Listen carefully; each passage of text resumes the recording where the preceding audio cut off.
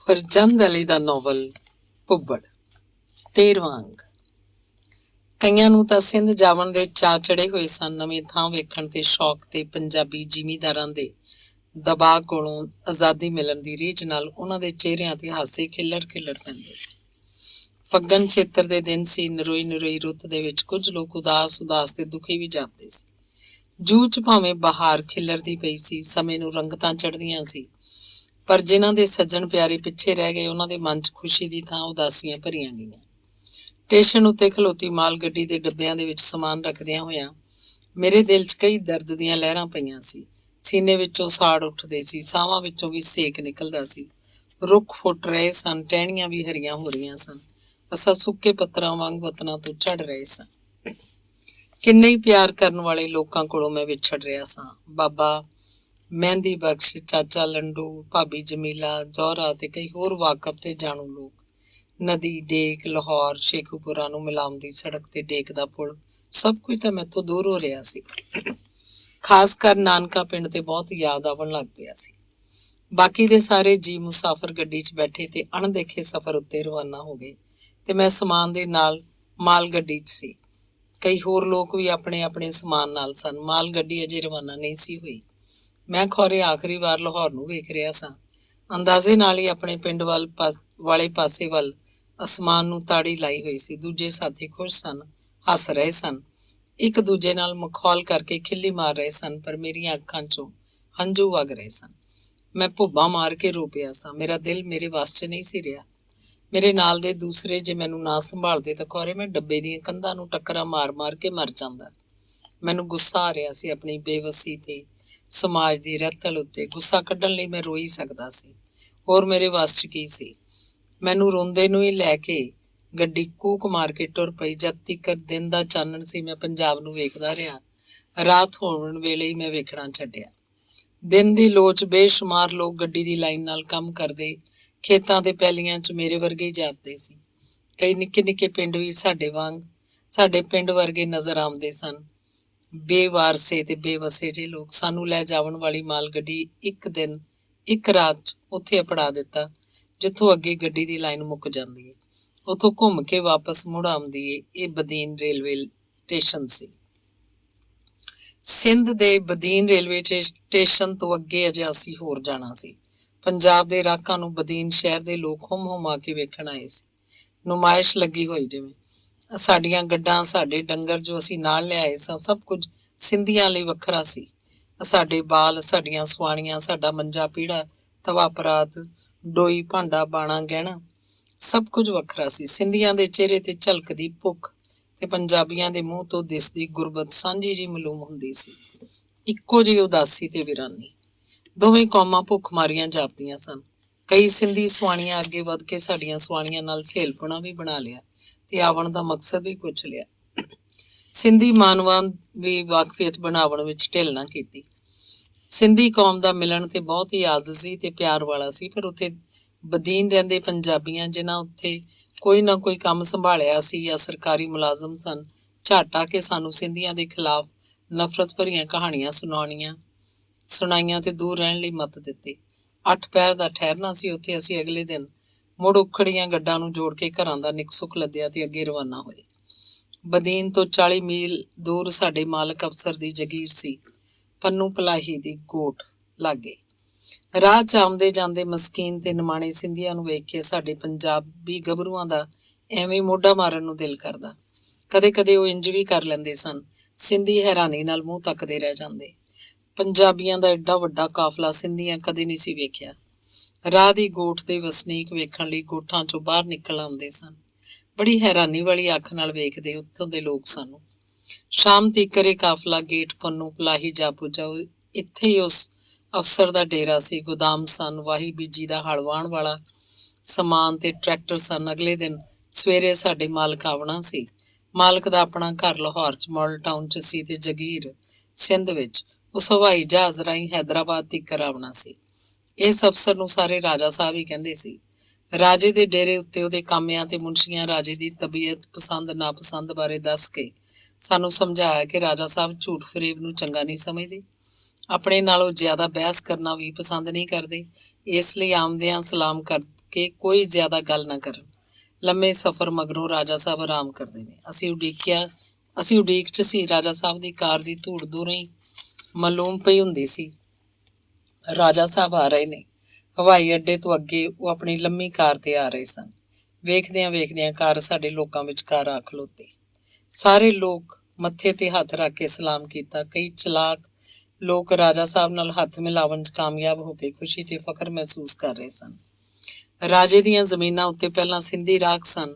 ਰਾਖਾਂ ਦੇ ਆਵਣ ਤੋਂ ਪਹਿਲੇ ਸਿੰਧੀ ਰਾਖਾਂ ਨੂੰ ਜਗੀਰ ਚੋਂ ਬਾਹਰ ਕੱਢ ਦਿੱਤਾ ਹੋਇਆ ਸੀ।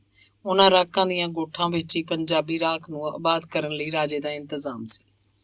ਜਗੀਰ ਦੇ ਕੋਨੇ-ਕੋਨੇ 'ਚ ਗੋਠ ਸੀ। ਪੰਜਾਬੀ ਰਾਖਾਂ ਨੂੰ ਵੰਡ ਕੇ ਆਪੋ ਆਪਣੇ ਗੋਠਾਂ 'ਚ ਜਾ ਬਿਠਾਇਆ। ਹਰ ਗੋਠ ਦਾ ਇੱਕ ਨੰਬਰਦਾਰ ਬਣਾਇਆ। ਹਰ ਗੋਠ ਨੂੰ ਰਾਸ਼ਨ, ਕਰਜ਼ਾ ਤੇ ਹੋਰ ਲੋੜ ਦੀਆਂ ਸ਼ੈਆਂ ਨੰਬਰਦਾਰ ਦੀ ਸਿਫਾਰਿਸ਼ ਤੇ ਜ਼ਮਾਨਤ ਨਾਲ ਹੀ ਮਿਲਦੀਆਂ। ਕੁੱਲੀ ਝੁੱਗੀ ਬਣਾਵਣੀ ਤੇ ਉੱਥੇ ਬਹੁਤੀ ਸੌਖੀ ਸੀ। ਸਾਡੇ ਵਾਸਤੇ ਤੇ ਹੋਰ ਆਸਾਨ ਸੀ। ਪੰਜਾਬ 'ਚ ਮਿੱਟੀ ਦੀਆਂ ਕੰਧਾਂ ਬਣਾ ਕੇ ਉੱਤੇ ਕੱਖ ਕਾਨੇ ਦੀ ਝੁੱਗੀ ਜਾਂ ਛੱਤ ਪਾਈ ਦੀ ਸੀ। ਇੱਥੇ ਕੰਧਾਂ ਸਰਕਾਨੇ ਜਾਂ ਪਿਲਛੀ ਦੀਆਂ ਚਮਕਾਂ ਨਾਲ ਬਣਾਈਆਂ ਜਾਂਦੀਆਂ। ਪਿਲਛੀ ਵਣ ਤੇ ਕਾਲਾ ਕਿੱਕਰ ਆਮ ਸੀ ਉਸ ਇਲਾਕੇ 'ਚ। ਇਸੇ ਲਈ ਅਸੀਂ ਘਰ ਬਣਾਉਣ 'ਚ ਬਹੁਤ ਕਾਹਲੀ ਵਿਖਾਈ। ਝੱਟ ਕਰਕੇ ਹੱਥੋਂ ਹੱਥੀ ਰਲ ਕੇ ਕੁੱਲੀ ਤਿਆਰ ਕਰ ਲਈ। ਮੋੜੇ ਗੱਡ ਕੇ ਪਸਾਰ ਵੀ ਬਣਾ ਲਏ। ਉੱਥੇ ਹਰ ਵੇਲੇ ਤੇਜ਼ ਹਵਾ ਚੱਲਦੀ ਰਹਿੰਦੀ ਸੀ। ਖੌਰੇ ਸਮੁੰਦਰ ਦਾ ਕੰਢਾ ਨੇੜੇ ਹੋਣ ਕਰਕੇ ਹਵਾ 'ਚ ਨਮੀ ਤੇ ਲੂਣ ਹੁੰਦਾ ਸੀ। ਲੀੜੇ ਕੱਪੜੇ ਹਰ ਵਕਤ ਗਿੱਜੇ ਖੁਰਦਰੇ ਹੋ ਜਾਂਦੇ। ਰਾਜੇ ਦੀਆਂ ਜ਼ਮੀਨਾਂ ਵਾਸਤੇ ਪਾਣੀ ਦੀ ਮਨਜ਼ੂਰੀ ਅਗਲੇ ਸਾਲ ਦੀ ਸੀ। ਉੱਥੇ ਇੱਕ ਨਹਿਰ ਵਗਦੀ ਸੀ। ਰਾਖਾਂ ਨੂੰ ਮਾਲੂਮ ਹੋਇਆ ਕਿ ਨਹਿਰ ਦਾ ਪਾਣੀ ਅਗਲੇ ਸਾਲ ਮਿਲਣਾ। ਹੁਣ ਕੀ ਕਰਨ? ਪੂਰਾ ਸਾਲ ਕੌਣ ਉਡੀਕ ਕਰੇ? ਪੰਜਾਬੀ ਰਾਖਾਂ ਨੇ ਜਾਂਦਿਆਂ ਹੀ ਮੋਗੇ ਤੇ ਨੱਕੇ ਆਪਣੀਆਂ ਗੋਠਾਂ ਵੱਲ ਮੋੜ ਲਏ। ਸਿੰਧੀਆਂ ਲਈ ਤਾਂ ਆਫਤ ਸੀ। ਉਹਨਾਂ ਦੀਆਂ ਫਸਲਾਂ ਦਾ ਪਾਣੀ ਪੰਜਾਬੀ ਰਾਖਾਂ ਰੋਕ ਲਿਆ। ਉਹਨਾਂ ਦੀਆਂ ਫਸਲਾਂ ਸੁੱਕਣ ਲੱਗ ਪਈਆਂ। ਜਿਹੜਾ ਸਿੰਧੀ ਪਾਣੀ ਵਾਸਤੇ ਜ਼ਿੱਦ ਕਰਕੇ ਪਾਣੀ ਦਾ ਨੱਕਾ ਮੋੜਨਾ ਚਾਹੁੰਦਾ, ਉਹਨੂੰ ਪੰਜਾਬੀਆਂ ਕੋਲੋਂ ਕੁੱਟ ਪੈਂਦੀ। ਇੰਜ ਇਕੱਲੇ ਹੋ ਕੇ ਕਈ ਸਿੰਧੀਆਂ ਨੂੰ ਫੰਡ ਪੈ ਗਈ ਤਾਂ ਮੁੜ ਕੋਈ ਸਿੰਧੀ ਪਾਣੀ ਵੱਲ ਨਾ ਆਇਆ। ਪੰਜਾਬੀ ਰਾਖ ਬੰਦੂਕਾਂ, ਡਾਂਗਾ ਤੇ ਹੋਰ ਕਈ ਕਿਸਮ ਦਾ ਅਸਲਾ ਲੈ ਕੇ ਮੋਗਿਆਂ ਉੱਤੇ ਥੜਾ ਮੱਲ ਕੇ ਬੈਠ ਗਏ। ਅਯੂਬ ਖਾਨ ਦੀ ਸਰਕਾਰ ਸੀ। ਅਸਲੇ ਦਾ ਕੋਈ ਘਾਟਾ ਨਹੀਂ ਸੀ। ਰਾਜੇ ਦਾ ਆਪਣਾ ਅਸਰ ਵੀ ਸਰਕਾਰ 'ਚ ਬਹੁਤ ਸੀ। ਪੰਜਾਬੀਆਂ ਦਾ ਆਪਣਾ ਡਰ ਸੀ ਕਿ ਕੋਈ ਵੀ ਸਿੰਧੀ ਨਹਿਰ ਦੇ ਲਾਗੇ ਨਹੀਂ ਸੀ ਆਉਂਦਾ। ਰਾਜੇ ਨੂੰ ਸਿੰਧੀ ਝੰਜੇ ਮਾਣੂਆ ਕਹਿੰਦੇ ਸੀ ਤੇ ਝੰਜੇ ਮਾਣੂ ਦੇ ਅਸਰ ਕੋਲੋਂ ਕਾਫੀ ਪਹਿਲੇ ਹੀ ਡਰੇ ਹੋਏ ਸੀ, ਕਿਉਂ ਜੋ ਪੁਲਿਸ ਵੀ ਝੰਜੇ ਮਾਣੂ ਦਾ ਹੀ ਸਾਥ ਦਿੰਦੀ ਸੀ। ਇਹ ਤੋਂ ਪਹਿਲਾਂ ਵੀ ਰਾਜਾ ਸਾਹਿਬ ਸਿੰਧੀ ਨਿਮਾਣਿਆਂ ਨੂੰ ਕਿਸੇ ਨਾ ਕਿਸੇ ਬਹਾਨੇ ਪੁਲਿਸ ਕੋਲੋਂ ਤੰਗ ਕਰਾਉਂਦਾ ਹੀ ਰਹਿੰਦਾ। ਕੋਈ ਵੀ ਸਿੰਧੀ ਰਾਜੇ ਨਾਲ ਟੱਕਰ ਲੈਣ ਨੂੰ ਤਿਆਰ ਨਹੀਂ ਸੀ। ਰਾਜਾ ਕੀ, ਰਾਜੇ ਦੇ ਕਾਲੇ ਮੁਨਸ਼ੀ ਵੀ ਸਿੰਧ ਵਿੱਚ ਵਾਇਸਰਾ ਬਣੇ ਹੋਏ ਸੀ ਤੇ ਚੌਧਰੀ ਅਖਵਾਉਂਦੇ ਸੀ। ਸਿੰਧੀ ਮਾਨਵਾਂ ਨੂੰ ਡਰਾਈ ਧਮਕਾਈ ਰੱਖਦੇ ਸੀ। ਵੱਡੇ ਹੱਟਾਂ ਵਾਲੇ ਸਿੰਧੀ ਵੀ ਜਿਹੜੇ ਆਪਣੇ ਆਪ ਨੂੰ ਸੇਠ ਅਖਵਾਉਂਦੇ ਸੀ, ਰਾਜਾ ਤੇ ਰਾਜੇ ਦੇ ਮੁਨਸ਼ੀਆਂ ਨਾਲ ਯਾਰੀ ਬਣਾਈ ਰੱਖਦੇ ਤੇ ਤਾਬਿਆਦਾਰੀ ਕਰਦੇ ਸੀ। ਪੰਜਾਬੀ ਭੁੱਖੇ ਰਾਖਾਂ ਦਾ ਹਜੂਮ ਰਾਜੇ ਦੀ ਸ਼ਹਿ ਉੱਤੇ ਮਾਰ ਧਾੜੀ ਕਰਨ ਲੱਗ ਪਿਆ। ਇਹ ਪੰਜਾਬ ਦੇ ਕਮਜ਼ੋਰ ਤੇ ਪਛੜੇ ਹੋਏ ਲੋਕ ਸਿੰਧ 'ਚ ਜਾ ਕੇ ਸ਼ੇਰ ਬਣ ਗਏ। ਆਮਦੇ ਜਾਂਦੇ ਸਿੰਧੀਆਂ ਨੂੰ ਮਾਰਦੇ ਕੁੱਟਦੇ, ਉਹਨਾਂ ਦਾ ਸਮਾਨ ਖੋਹ ਲੈਂਦੇ। ਸਿੰਧੀਆਂ ਦੀਆਂ ਗਾਵਾਂ ਬੱਕਰੀਆਂ ਜੰਗਲ 'ਚ ਧੱਕੀ ਚੁੱਕ ਲਿਆਉਂਦੇ, ਕੋਹ ਕੇ ਖਾ ਜਾਂਦੇ। ਸਿੰਧੀਆਂ ਉੱਤੇ ਇੰਨਾ ਰੋਹ ਪਿਆ ਕਿ ਉਹਨਾਂ ਰਾਜੇ ਦੀ ਜਗੀਰ 'ਚੋਂ ਲੰਘਣਾ ਹੀ ਛੱਡ ਦਿੱਤਾ। ਉਹ ਨਾਲ ਲੱਗਦੀਆਂ ਆਪਣੀਆਂ ਜ਼ਮੀਨਾਂ ਵੀ ਛੱਡ ਗਏ। ਸਿੰਧੀ ਪੁਲਿਸ ਕੋਲ ਜਾਂਦੇ ਪਰ ਉਹਨਾਂ ਦੀ ਕੋਈ ਗੱਲ ਨਹੀਂ ਸੀ ਸੁਣਦਾ। ਰਾਜੇ ਦੇ ਹੱਥ ਬੜੇ ਲੰਮੇ ਸੀ। ਉਲਟਾ ਪੁਲਿਸ ਰਾਜੇ ਨੂੰ ਸਲਾਮ ਕਰਕੇ ਖੁਸ਼ ਹੁੰਦੀ ਸੀ। ਤੰਗ ਆ ਕੇ ਸਿੰਧੀਆਂ ਪਾਣੀ ਵਾਸਤੇ ਲੜਾਈ ਲੜਨ ਦਾ ਫੈਸਲਾ ਕਰ ਲਿਆ। ਪੰਜਾਬੀਆਂ ਨੂੰ ਵੀ ਖਬਰ ਹੋ ਗਈ। ਅਗਲੇ ਦਿਨ ਸਵੇਰੇ ਸਿੰਧੀਆਂ ਮੋਗੇ ਤੋਂ ਪਾਣੀ ਆਪਣੇ ਵੱਲ ਮੋੜ ਲਿਆ। ਉਹ ਸੱਜੇ ਖੱਬੇ ਦੀਆਂ ਸਾਰੀਆਂ ਸਿੰਧੀ ਗੋਠਾਂ ਨੂੰ ਇਕੱਠੇ ਕਰਨ ਲੱਗ ਪਏ ਸੀ। ਪੰਜਾਬੀਆਂ ਨੇ ਰਾਤ ਨੂੰ ਹੀ ਮੋਗੇ ਦੁਆਲੇ ਮੋਰਚੇ ਬਣਾ ਲਏ। ਸਿੰਧੀ ਰਾਤ ਨੂੰ ਬਾਹਰ ਨਹੀਂ ਸੀ ਨਿਕਲਦੇ। ਇਹ ਵੀ ਬਹੁਤ ਵੱਡੀ ਕਮਜ਼ੋਰੀ ਸੀ ਉਹਨਾਂ 'ਚ। ਸਿੰਧ 'ਚ ਫਨੀਅਰ ਸੱਪ ਸੀ। ਪੰਜਾਬੀ ਤੇ ਖੌਰੇ ਸੱਪਾਂ ਕੋਲੋਂ ਵੀ ਨਹੀਂ ਸੀ ਡਰਦੇ। ਪੰਜਾਬ ਦੇ ਮੋਏ ਮੁੱਕੇ ਲੋਕ ਸਿੰਧ 'ਚ ਜਿੰਦਾ ਤੇ ਬਹਾਦਰ ਜਾਪਦੇ ਸੀ। ਸਿੰਧੀਆਂ ਕੋਲ ਅਸਲਾ ਬਹੁਤ ਘੱਟ ਸੀ, ਪੰਜਾਬੀਆਂ ਕੋਲ ਜ਼ਿਆਦਾ ਤੇ ਨਵਾਂ ਸੀ। ਸਿੰਧੀ ਮੋਗੇ ਤੋਂ ਦੂਰ ਅਜੇ ਇਕੱਠੇ ਹੋ ਹੀ ਰਹੇ ਸੀ ਕਿ ਪੰਜਾਬੀਆਂ ਨੇ ਹਮਲਾ ਕਰ ਦਿੱਤਾ। ਕਈਆਂ ਨੂੰ ਜ਼ਖਮੀ ਕੀਤਾ ਤੇ ਕਈਆਂ ਨੂੰ ਫੜ ਲਿਆ ਤੇ ਉੱਤੋਂ ਪੁਲਿਸ ਵੀ ਬਾਕੀ ਸਿੰਧੀਆਂ ਨੂੰ ਉਹਨਾਂ ਦੇ ਘਰਾਂ 'ਚ ਜਾ ਫੜਿਆ। ਆਖਿਰ ਸਿੰਧੀਆਂ ਨੂੰ ਰਾਜੇ ਦੇ ਪੈਰੀ ਪੈ ਕੇ ਮਾਫੀ ਮੰਗਣੀ ਪਈ। ਅੱਗੇ ਤੋਂ ਲੜਾਈ ਨਾ ਕਰਨ ਲਈ ਸਿੰਧੀ ਸੇਠਾਂ ਦੀ ਜ਼ਮਾਨਤ ਦਿੱਤੀ। ਸਾਡੀ ਗੋਠ ਰਾਜੇ ਦੀ ਜਗੀਰ ਦੀ ਆਖਰੀ ਨੁੱਕਰ ਸੀ। ਮੇਰਾ ਪਿਓ ਆਪਣੀ ਗੋਠ ਦਾ ਨੰਬਰਦਾਰ ਸੀ। ਰਾਸ਼ਨ ਦੀ ਵੰਡ ਮੇਰੇ ਪਿਓ ਦੇ ਜਿੰਮੇ ਤੇ ਵਾਹੀ ਬੀਜੀ ਦਾ ਮੈਂ ਮੁਖਤਾਰ ਸੀ ਜਾਂ ਕਰਦਾ ਮੈਂ ਸਾਂ ਤੇ ਭਰਾ ਨਾਲ ਸੀ। ਸਾਡੇ ਲਾਗੇ ਦੀਆਂ ਸਿੰਧੀ ਗੋਠਾਂ ਟਲਪੁਰਾ, ਮੇਮਨ, ਭੋਗੜਾ ਤੇ ਬਲੋਚ ਗੋਠ ਸਨ। ਇਹਨਾਂ ਗੋਠਾਂ ਦੇ ਲੋਕ ਡਰੇ ਤੇ ਸਹਿਮੇ ਸਹਿਮੇ ਜਾਪਦੇ ਸੀ। ਮਾਸੂਮ ਚਿਹਰਿਆਂ ਉੱਤੇ ਭੁੱਖ, ਦੁੱਖ ਤੇ ਖੌਫ ਦੇ ਨਿਸ਼ਾਨ ਵੇਖ ਕੇ ਮੈਨੂੰ ਬਹੁਤ ਹੀ ਤਰਸ ਆਉਂਦਾ। ਇਹ ਲੋਕ ਤੇ ਸਾਥੋਂ ਵੀ ਗਏ ਗਵਾਚੇ ਸੀ। ਇਹਨਾਂ ਨਾਲ ਦੋਸਤੀ ਹੋਣੀ ਚਾਹੀਦੀ ਹੈ, ਲੜਾਈ ਨਹੀਂ। ਕੁਝ ਆਪਣੇ ਆਪਣੇ ਜਿਹੇ ਲੱਗਦੇ ਸੀ। ਇਹ ਇੱਕ ਇਤਫਾਕ ਹੀ ਹੋਇਆ ਕਿ ਸਾਡੀ ਗੋਠ ਦੇ ਗੱਭਰੂਆਂ ਸਿੰਧੀਆਂ ਨਾਲ ਲੜਾਈ 'ਚ ਹਿੱਸਾ ਨਹੀਂ ਸੀ ਲਿਆ, ਕਿਉਂਕਿ ਸਾਡੀ ਗੋਠ ਸਿੰਧੀ ਗੋਠਾਂ ਦੇ ਬਿਲਕੁਲ ਨੇੜੇ ਸੀ। ਸਾਨੂੰ ਖਤਰਾ ਸੀ ਸਿੰਧੀ ਉੱਧਰੋਂ ਮਾਰ ਖਾ ਕੇ ਇੱਧਰ ਹਮਲਾ ਨਾ ਕਰਦੇ। ਸਾਡੇ ਗੱਭਰੂਆਂ 'ਚ ਲੜਾਈ ਵਾਲੀ ਆਦਤ ਨਹੀਂ ਸੀ। ਇਹ ਵੀ ਹੋ ਸਕਦਾ ਹੈ ਕਿ ਸਾਡੀ ਗੋਠ ਦੇ ਸਾਰੇ ਮੁੰਡੇ ਕਿਸੇ ਨਾ ਕਿਸੇ ਦਰਜੇ ਤੀਕਰ ਪੜ੍ਹੇ ਹੋਏ ਸਨ।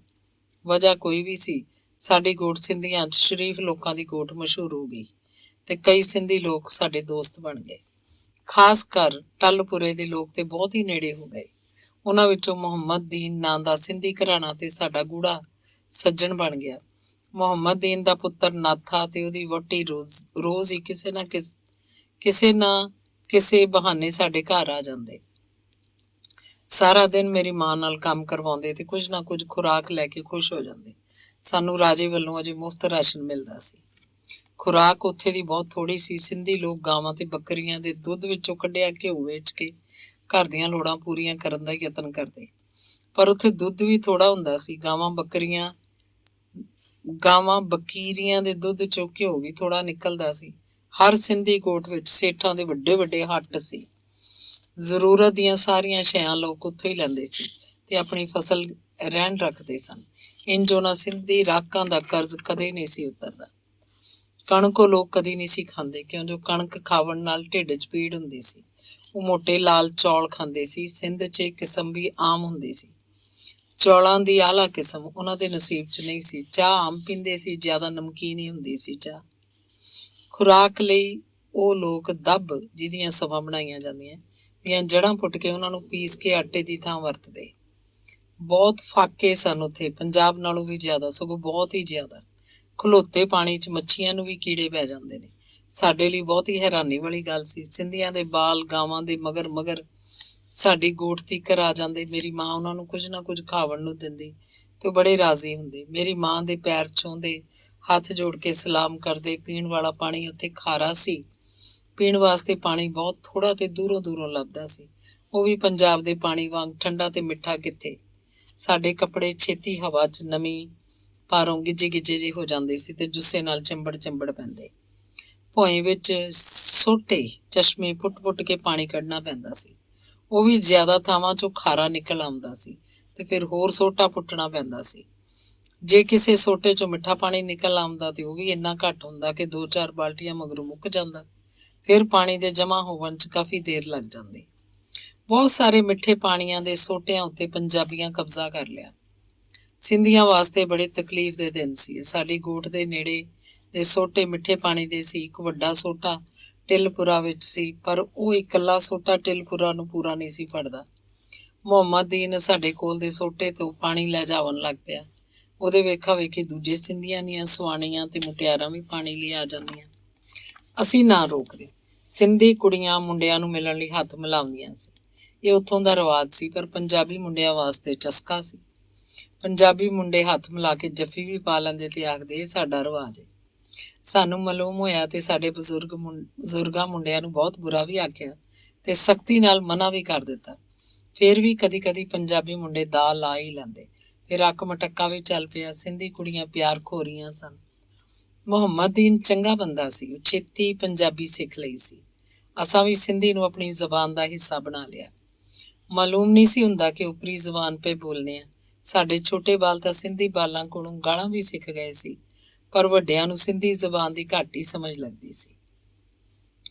ਸਾਡੇ ਆਵਣ ਤੋਂ ਪਹਿਲਾਂ ਰਾਜਾ ਆਪਣੇ ਸਿੰਧੀ ਰਾਕਾਂ ਨੂੰ ਵਾਹੀ ਬੀਜੀ ਦੇ ਕੰਮਾਂ ਬਦਲੇ ਨਾ ਤੇ ਕੋਈ ਅਨਾਜ ਦਿੰਦਾ ਸੀ, ਨਾ ਹੀ ਕੋਈ ਖੁਰਾਕ, ਬਸ ਥੋੜੇ ਜਿਹੇ ਨਗਦ ਪੈਸੇ ਦਿੰਦਾ ਸੀ। ਉਹਨਾਂ ਦਾ ਵਾਹੀ ਚੋਂ ਹਿੱਸੇ ਦੇ ਵੀ ਪੈਸੇ ਹੀ ਦਿੰਦਾ ਸੀ। ਰਾਕਾਂ ਨੂੰ ਫਸਲ ਦਾ ਇੱਕ ਦਾਣਾ ਵੀ ਲੈ ਜਾਵਣ ਦੀ ਇਜਾਜ਼ਤ ਨਹੀਂ ਸੀ। ਜੇ ਕੋਈ ਲੈ ਜਾਂਦਾ, ਉਹਦੇ ਲਈ ਰਾਜੇ ਨੂੰ ਅਕੂਬਤ ਖਾਨਾ ਬਣਾਇਆ ਹੋਇਆ ਸੀ। ਉੱਥੇ ਉਸ ਰਾਖ ਦੇ ਸਾਰੇ ਟੱਬਰ ਨੂੰ ਚਤਰੌਲ ਹੁੰਦੀ ਸੀ। ਰਾਜਾ ਪੰਜਾਬ ਤੋਂ ਨਵੇਂ ਬੀਜ ਲੈ ਕੇ ਲੈ ਜਾ ਕੇ ਬੀਜਣਾ ਹੀ ਨਹੀਂ ਸੀ ਚਾਹੁੰਦਾ ਕਿ ਕਿਤੇ ਨਵਾਂ ਬੀਜ ਸਿੰਧੀਆਂ ਨੂੰ ਵੀ ਨਾ ਲੱਭ ਪਵੇ। ਸਿੰਧੀ ਕਿਸਾਨ ਵਾਹੀ ਬੀਜੀ ਦੇ ਕੰਮਾਂ 'ਚ ਉੱਕਾ ਧਿਆਨ ਨਹੀਂ ਸੀ ਦਿੰਦੇ, ਕੋਈ ਮਿਹਨਤ ਨਹੀਂ ਕਰਦੇ, ਨਾ ਹੀ ਕੋਈ ਵੱਟ ਬੰਨਾ ਸਵਾਦ ਦਾ ਬਣਾਉਂਦੇ ਸੀ। ਪੰਜਾਬੀ ਰਾਕਾਂ ਜਾਂਦਿਆਂ ਹੀ ਜ਼ਮੀਨ ਨੂੰ ਪੱਧਰਾ ਕਰਨਾ ਸ਼ੁਰੂ ਕਰ ਦਿੱਤਾ ਤੇ ਵੇਖਦਿਆਂ ਵੇਖਦਿਆਂ ਵੱਡੇ ਵੱਡੇ ਪਲਾਟ ਬਣਾ ਦਿੱਤੇ। ਵੱਟ ਬੰਨੇ ਵੀ ਸਿੱਧੇ ਤੇ ਸੋਹਣੇ ਬਣਾਏ। ਪੰਜਾਬੀਆਂ ਦੇ ਹਲ ਵਗਦੇ ਤੇ ਟਰੈਕਟਰ ਨਾਲ ਜ਼ਮੀਨ ਪੱਧਰ ਹੁੰਦੀ ਨੂੰ ਸਿੰਧੀ ਆ ਕੇ ਹੈਰਾਨੀ ਨਾਲ ਵੇਖਦੇ। ਰਾਜੇ ਦੇ ਟਰੈਕਟਰ ਗਿਕੋਟ ਨੂੰ ਵੀ ਵਾਰੀ ਨਾਲ ਮਿਲਦੇ। ਵੱਡੇ ਵੱਡੇ ਟਿੱਬੇ ਤੇ ਟੋਏ ਟਰੈਕਟਰ ਨਾਲ ਹੀ ਸਵਾਰੇ ਜਾਂਦੇ। ਬਾਕੀ ਦਾ ਕੰਮ ਢੱਗਿਆਂ ਦੀਆਂ ਜੋਗਾਂ ਨਾਲ ਕੀਤਾ ਜਾਂਦਾ। ਸਾਵਣ ਦੇ ਦਿਨ ਸਨ। ਅਸਾਂ ਮੂੰਜੀ ਦੀ ਫਸਲ ਵਾਸਤੇ ਤਿਆਰੀਆਂ ਕੀਤੀਆਂ। ਪਹਿਲੇ ਜਵਾਰ ਮਕਈ ਵਰਗੀਆਂ ਫਸਲਾਂ ਬੀਜ ਦਿੱਤੀਆਂ। ਜਵਾਰ ਮਕਈ ਦੀ ਫਸਲ ਇੰਨੀ ਵਧੀਆ, ਚੰਗੀ ਤੇ ਛੇਤੀ ਤਿਆਰ ਹੋਈ ਕਿ ਅਸੀਂ ਹੈਰਾਨ ਰਹਿ ਗਏ। ਪੰਜਾਬ ਦੀਆਂ ਚੰਗੀਆਂ ਜ਼ਮੀਨਾਂ 'ਚ ਮਸਾਂ ਮਰ ਕੇ ਪੱਠੇ ਦੱਥੇ ਲਈ ਜਵਾਰ ਮਕਈ 1 ਮਹੀਨੇ ਯਾਨੀ ਪੂਰੇ 30 ਦਿਨਾਂ 'ਚ ਤਿਆਰ ਹੁੰਦੀ ਸੀ, ਤੇ ਉਹ ਵੀ ਜੇ ਸਾਈਂ ਚੰਗਾ ਖਿਆਲ ਕਰਦਾ ਹੋਵੇ। ਪਰ ਇੱਥੇ ਤੇ 25 ਦਿਨਾਂ 'ਚ ਹੀ ਫਸਲ ਤਿਆਰ ਹੋ ਗਈ ਸੀ। ਸਾਡੇ ਡੰਗਰਾਂ ਵਾਸਤੇ ਚਾਰਾ ਤਿਆਰ ਸੀ। ਉੱਥੇ ਹੋਰ ਕੋਈ ਚੱਜ ਦਾ ਚਾਰਾ ਨਹੀਂ ਸੀ ਮਿਲਦਾ, ਨਾ ਹੀ ਕੋਈ ਚਰਾਨ 'ਚ ਲੱਭਦਾ ਸੀ। ਮੁਹੰਮਦ ਦੀਨ ਸਿੰਧੀ ਦੀ ਬੇਵਾ ਭਰਜਾਈ ਦੀਆਂ 2 ਗਾਵਾਂ ਸਨ। ਰੋਜ਼ ਆ ਕੇ ਸਾਡੀ ਜਵਾਰ ਮਕਈ ਜੋ ਜੀ ਕਰਦਾ ਵੱਢ ਕੇ ਲੈ ਜਾਂਦੀ। ਗਾਵਾਂ ਦੇ ਘਿਓ ਉੱਤੇ ਹੀ ਉਹਦੀ ਗੁਜ਼ਰ ਹੁੰਦੀ ਸੀ। ਜਿੰਨੇ ਪੱਠੇ ਉਹਦੇ ਕੋਲੋਂ ਚੁੱਕੇ ਜਾਂਦੇ ਚੁੱਕ ਲੈਂਦੀ, ਅਸਾਂ ਮਨਾ ਨਾ ਕਰਦੇ। ਬੇਵਾ ਸਿੰਧੀ ਜ਼ਬਾਨ 'ਚ ਅਸੀਸਾਂ ਦਿੰਦੀ, ਚੰਗੀ ਲੱਗਦੀ ਸੀ। ਕੋਈ ਉਹਦੀ ਜਵਾਨ ਔਲਾਦ ਨਹੀਂ ਸੀ। ਮੁਹੰਮਦ ਦੀਨ ਆਪਣੇ ਰਿਵਾਜ ਬਾਰੇ ਦੱਸਦਾ ਕਿ ਸਾਡਾ ਕੋਈ ਰਿਸ਼ਤੇਦਾਰ ਸਾਡੇ ਘਰ ਨਹੀਂ ਆ ਸਕਦਾ। ਵਾੜਿਓਂ ਬਾਹਰ ਹੀ ਮੁਲਾਕਾਤ ਕਰੀਦੀ ਏ, ਉਹ ਵੀ ਮਰਦਾਂ ਨਾਲ। ਹਰ ਘਰ ਦੀ ਚਾਰਦੀਵਾਰੀ ਮੋਹੜੇ ਤੇ ਛਾਪਿਆਂ ਨਾਲ ਜੋੜ ਕੇ ਬਣਾਈ ਹੁੰਦੀ ਏ। ਇਸ ਵਾੜੇ ਅੰਦਰ ਸਿੰਧੀ ਸੁਆਣੀ ਦਾ ਕੋਈ ਭਰਾ ਪਿਓ ਵੀ ਨਹੀਂ ਆ ਸਕਦਾ। ਸਿੰਧੀ ਜੋੜੇ ਸਾਰੀ ਉਮਰ ਇਕੱਠੇ ਹੀ ਸੌਂਦੇ ਸਨ ਤੇ ਨਹਾਉਂਦੇ ਸਿਰਫ ਜੁੰਮੇ ਦੇ ਜੁੰਮੇ ਸਨ। ਸਿੰਧੀ ਲੋਕ ਵਿਆਹ ਸ਼ਾਦੀ ਉੱਤੇ ਸੰਡਾ ਹਲਾਲ ਕਰਕੇ ਪਕਾਉਂਦੇ ਸਨ। ਗੋਸ਼ਤ ਚੌਲ ਇਕੱਠੇ ਯਾਨੀ ਪੱਕਾ ਮਿੱਠਾ ਨਹੀਂ ਸੀ ਪਕਾਉਂਦੇ, ਪਰ ਪੁਲਾਅ ਵੀ ਅਮੀਰ ਸਿੰਧੀ ਪਕਾਉਂਦਾ ਸੀ। ਮਾੜਾ ਤੇ ਕੁਝ ਵੀ ਨਹੀਂ ਸੀ ਪਕਾਵਣ ਜੋਗਾ। ਮੁਹੰਮਦ ਦੀਨ ਕੋਲੋਂ ਮੈਂ ਸਵਾਲ ਕੀਤਾ ਕਿ ਤੁਸੀਂ ਆਪਣੀਆਂ ਸੁਆਣੀਆਂ ਨੂੰ ਉਹਨਾਂ ਦੇ ਨੇੜੇ ਦੇ ਰਿਸ਼ਤੇਦਾਰਾਂ ਨਾਲ ਵੀ ਕਿਉਂ ਨਹੀਂ ਮਿਲਣ ਦਿੰਦੇ। ਮੁਹੰਮਦ ਦੀਨ ਦੱਸਿਆ, ਅਸਾਂ ਬੀਵੀਆਂ ਵਿਆਹਣ ਲਈ ਰੋਕੜੇ ਭਰਨੇ ਆ, ਫਿਰ ਸਾਡੀ ਮਰਜ਼ੀ ਕਿ ਕਿਸੇ ਨਾਲ ਮਿਲਣ ਦਈਏ ਜਾਂ ਨਾ ਮਿਲਣ ਦਈਏ। ਸਿੰਧ ਦੇ ਮਾੜੇ ਲੋਕਾਂ ਕੋਲ ਕੋਈ ਮੰਜੀ ਪੀੜਾ ਨਹੀਂ ਹੁੰਦਾ। ਸਾਰਾ ਟੱਬਰ ਭੋਏ ਤੇ ਲੇਟਦਾ ਸੀ। ਬਰਸਾਤ ਦੇ ਸਮੇਂ 'ਚ ਬੰਦੇ ਦੇ ਲੱਕ ਜਿੰਨੇ ਉੱਚੇ ਢਾਰੇ ਬਣਾ ਕੇ ਉਹਨਾਂ ਤੇ ਸੌਂਦੇ ਸੀ। ਸੱਜਰੇ ਜੰਮੇ ਬਾਲਾਂ ਦੀਆਂ ਲੱਤਾਂ ਬੰਨ੍ਹ ਕੇ ਇਸ ਲਈ ਜੋੜ ਕੇ ਰੱਖਦੇ ਕਿ ਡਿੰਗੀਆਂ ਨਾ ਹੋ ਜਾਵਣ। ਪੰਜਾਬੀ ਮਾਵਾਂ ਆਪਣੇ ਬਾਲਾਂ ਦਾ ਸਿਰ ਗੋਲ ਪਸੰਦ ਕਰਦੀਆਂ ਨੇ, ਇਸੇ ਲਈ ਸੱਜਰੇ ਜੰਮੇ ਨਿਆਣਿਆਂ ਦਾ ਸਿਰ ਘੁੱਟ ਕੇ ਗੋਲ ਬਣਾਉਣ ਦਾ ਯਤਨ ਕਰਦੀਆਂ। ਪਰ ਸਿੰਧੀ ਮਾਵਾਂ ਆਪਣੇ ਬਾਲਾਂ ਦਾ ਸਿਰ ਲੰਮਾ ਪਸੰਦ ਕਰਦੀਆਂ। ਸਿੰਧੀ ਰੀਤ 'ਚ ਲੰਮੇ ਸਿਰ ਵਾਲਾ ਬਾਲ ਕਿਸਮਤ ਵਾਲਾ ਹੁੰਦਾ ਹੈ ਤੇ ਗੋਲ ਸਿਰ ਵਾਲਾ ਬੇਵਕੂਫ। ਉਸ ਇਲਾਕੇ 'ਚ ਮੇਰੂ ਡੰਗਰ ਚੰਗਾ ਨਹੀਂ ਮਿਲ ਸਕਦਾ। ਬਿਮਾਰ ਤੇ ਮਰਿਆ ਹੋ ਜਾਂਦਾ ਸੀ। ਮੇਰੂ ਦੇ ਜਿਗਰ 'ਚ ਕੋਈ ਬਿਮਾਰੀ ਲੱਗ ਜਾਂਦੀ ਸੀ ਤੇ ਉਜਰੀ 'ਚ ਕੀੜੇ ਪੈ ਜਾਂਦੇ ਸੀ। ਮੱਝ ਬਹੁਤ ਘੱਟ ਦੁੱਧ ਦਿੰਦੀ ਸੀ। ਉੱਥੇ ਬੱਕਰੀਆਂ ਤੇ ਗਾਵਾਂ ਵਲ ਪਲ ਜਾਂਦੀਆਂ ਸੀ, ਉਹ ਵੀ ਕੋਈ ਬਹੁਤੀ ਸਿਹਤ ਵਾਲੀਆਂ ਨਹੀਂ ਸੀ ਹੁੰਦੀਆਂ। ਬਾਸਮਤੀ ਮੂੰਜੀ ਪੱਕ ਕੇ ਤਿਆਰ ਹੋਈ। ਰਾਜੇ ਫੇਰਾ ਮਾਰਿਆ, ਬਹੁਤ ਰਾਜੀ ਹੋਇਆ। ਐਸੀ ਫਸਲ ਤੇ ਰਾਜੇ ਨੇ ਸੁਪਨੇ 'ਚ ਹੀ ਨਹੀਂ ਤੱਕੀ ਹੋਣੀ। ਉਸ ਹੁਕਮ ਜਾਰੀ ਕੀਤਾ, ਕੋਈ ਵੀ ਸਿੰਧੀ ਬੱਚਾ ਫਸਲਾਂ ਦੇ ਨੇੜੇ ਨਾ ਲੱਗੇ ਤੇ ਨਾ ਹੀ ਕੋਈ ਬਾਸਮਤੀ ਮੂੰਜੀ ਦਾ ਦਾਣਾ ਉਹਨਾਂ ਦੇ ਹੱਥ ਆਵੇ। ਰਾਜੇ ਦੀ ਜਾਗੀਰ 'ਚ ਜਿੱਧਰ ਵੀ ਨਜ਼ਰ ਜਾਵੇ ਬਾਸਮਤੀ ਨਜ਼ਰ ਆਉਂਦੀ ਸੀ। ਰਾਜੇ ਦੀ ਤਾਂ ਖੁਸ਼ੀ ਫੁੱਟ ਪੈਂਦੀ ਸੀ। ਪਰ ਜਦ ਪੰਜਾਬੀ ਰਾਕਾਂ ਮੂੰਜੀ ਨੂੰ ਦਾਤਰੀ ਪਾਈ ਤੇ ਆਪਣੇ ਪੰਜਾਬੀ ਵਰਤਾਰੇ ਵਾਂਗਰ ਪਿੜ ਬੰਨ ਕੇ ਮੂੰਜੀ ਨੂੰ ਫੰਡਿਆ ਤਾਂ ਬੋਲਾਂ ਦੇ ਬੋਲ ਉਸਰ ਆਏ। ਪਰਾਲੀ ਦੇ ਬੰਨ ਕੇ ਖਲਵਾੜੇ ਜੋੜ ਦਿੱਤੇ। ਸਿੰਧੀ ਲੋਕ ਇੰਜ ਨਹੀਂ ਸੀ ਕਰਦੇ। ਉਹ ਤੇ ਫਸਲ ਦੇ ਸਿੱਟੇ ਜਾਂ ਮੁੰਜਰਾਂ ਕੱਪ ਕੇ ਮਲਿਆ ਕਰਦੇ ਸਨ। ਰਾਜੇ ਦੀਆਂ 2 ਟਰਾਲੀਆਂ ਕਿੰਨਾ ਕੁ ਫਸਲ ਲੱਦ ਕੇ ਗੁਦਾਮ 'ਚ ਲਿਜਾ ਸਕਦੀਆਂ ਸੀ। ਰਾਜੇ ਦੇ 2.5 ਟੋਟਰੂ ਕਾਮੇ ਮੁਨਸ਼ੀ ਮੁਸੱਦੀ ਕਿੰਨਾ ਕੁ ਖਿਆਲ ਰੱਖ ਸਕਦੇ, ਪਹਿਰਾ ਦੇ ਸਕਦੇ। ਹਰ ਗੋਟ ਵੱਲ ਵਾਰੀ ਟਰੈਕਟਰ ਲੈ ਕੇ ਜਾ ਸਕਦੇ। ਉਹ ਫਸਲ ਢੋ ਕੇ ਹੰਭ ਗਏ। ਦਿਨ ਰਾਤ ਰੁੱਝੇ ਰਹਿਣ ਨਾਲ ਉਹਨਾਂ ਦੇ ਤਾਂ ਹੋਸ਼ ਹੀ ਭੁੱਲੇ ਸਨ। ਉਹ ਢਿੱਲੇ ਪੈਣ ਲੱਗ ਪਏ, ਪਹਿਰੇ ਟੁੱਟਣ ਲੱਗ ਪਏ। ਕਿਹੜੀ ਗੋਟ ਦਾ ਪਹਿਰਾ ਦਿੰਦੇ, ਕਿਹੜੇ ਜੀ ਦਾ ਧਿਆਨ ਕਰਦੇ। ਪੰਜਾਬੀ ਰਾਕਾਂ ਬੇਹਿਸਾਬ ਬਾਸਮਤੀ ਦੀ ਮੂੰਜੀ ਪੰਜਾਬ ਦੀ ਸੌਗਾਤ ਸਿੰਧੀ ਹੱਟਾਂ ਤੇ ਵੇਚ ਦਿੱਤੀ। ਆਮ ਲੋਕਾਂ ਨੂੰ ਹੀ ਕੁਝ ਨਾ ਕੁਝ ਦੇ ਕੇ ਖੁਸ਼ ਕਰ ਦਿੱਤਾ। ਪੂਰੀ ਜੂਹ 'ਚ ਬਾਸਮਤੀ ਆਮ ਹੋ ਗਈ। ਪਹਿਲੀ ਵਾਰ ਸਿੰਧੀਆਂ ਪੰਜਾਬੀ ਚੌਲ ਚੱਖੇ ਤਾਂ ਉਹਨਾਂ ਦੀ ਹੈਰਾਨੀ ਵੇਖਣ ਵਾਲੀ ਸੀ। ਉਹ ਤਾਰੀਫ ਕਰਦੇ ਆਖਦੇ, ਵਾਹ ਮਾਨੋ ਇਤਰੋਂ ਸਵਾਦ ਕਮਾਲ ਏ। ਸਿੰਧੀ ਪੰਜਾਬ ਦੇਸ਼ ਵੇਖਣ ਦੀ ਰੀਝ ਕਰਦੇ ਸੀ। ਮੁਹੰਮਦ ਦੀਨ ਤੇ ਉਹਦੀ ਬੇਵਾ ਭਰਜਾਈ ਦੇ ਘਰ ਇੰਨੀ ਬੇਹਿਸਾਬ ਮੁੰਜੀ ਵਗਾ ਦਿੱਤੀ ਸੀ ਕਿ ਸਾਲ ਤੀਕਰ ਉਹਨਾਂ ਨੂੰ ਕਿਸੇ ਹੋਰ ਅਨਾਜ ਦੀ ਲੋੜ ਨਾ ਪਈ। ਪੂਰੀ ਜੂਹ 'ਚ ਖਿਲਰੀ ਬਾਸਮਤੀ ਰਾਜੇ ਨੂੰ ਨਹੀਂ ਸੀ ਭਾਉਂਦੀ।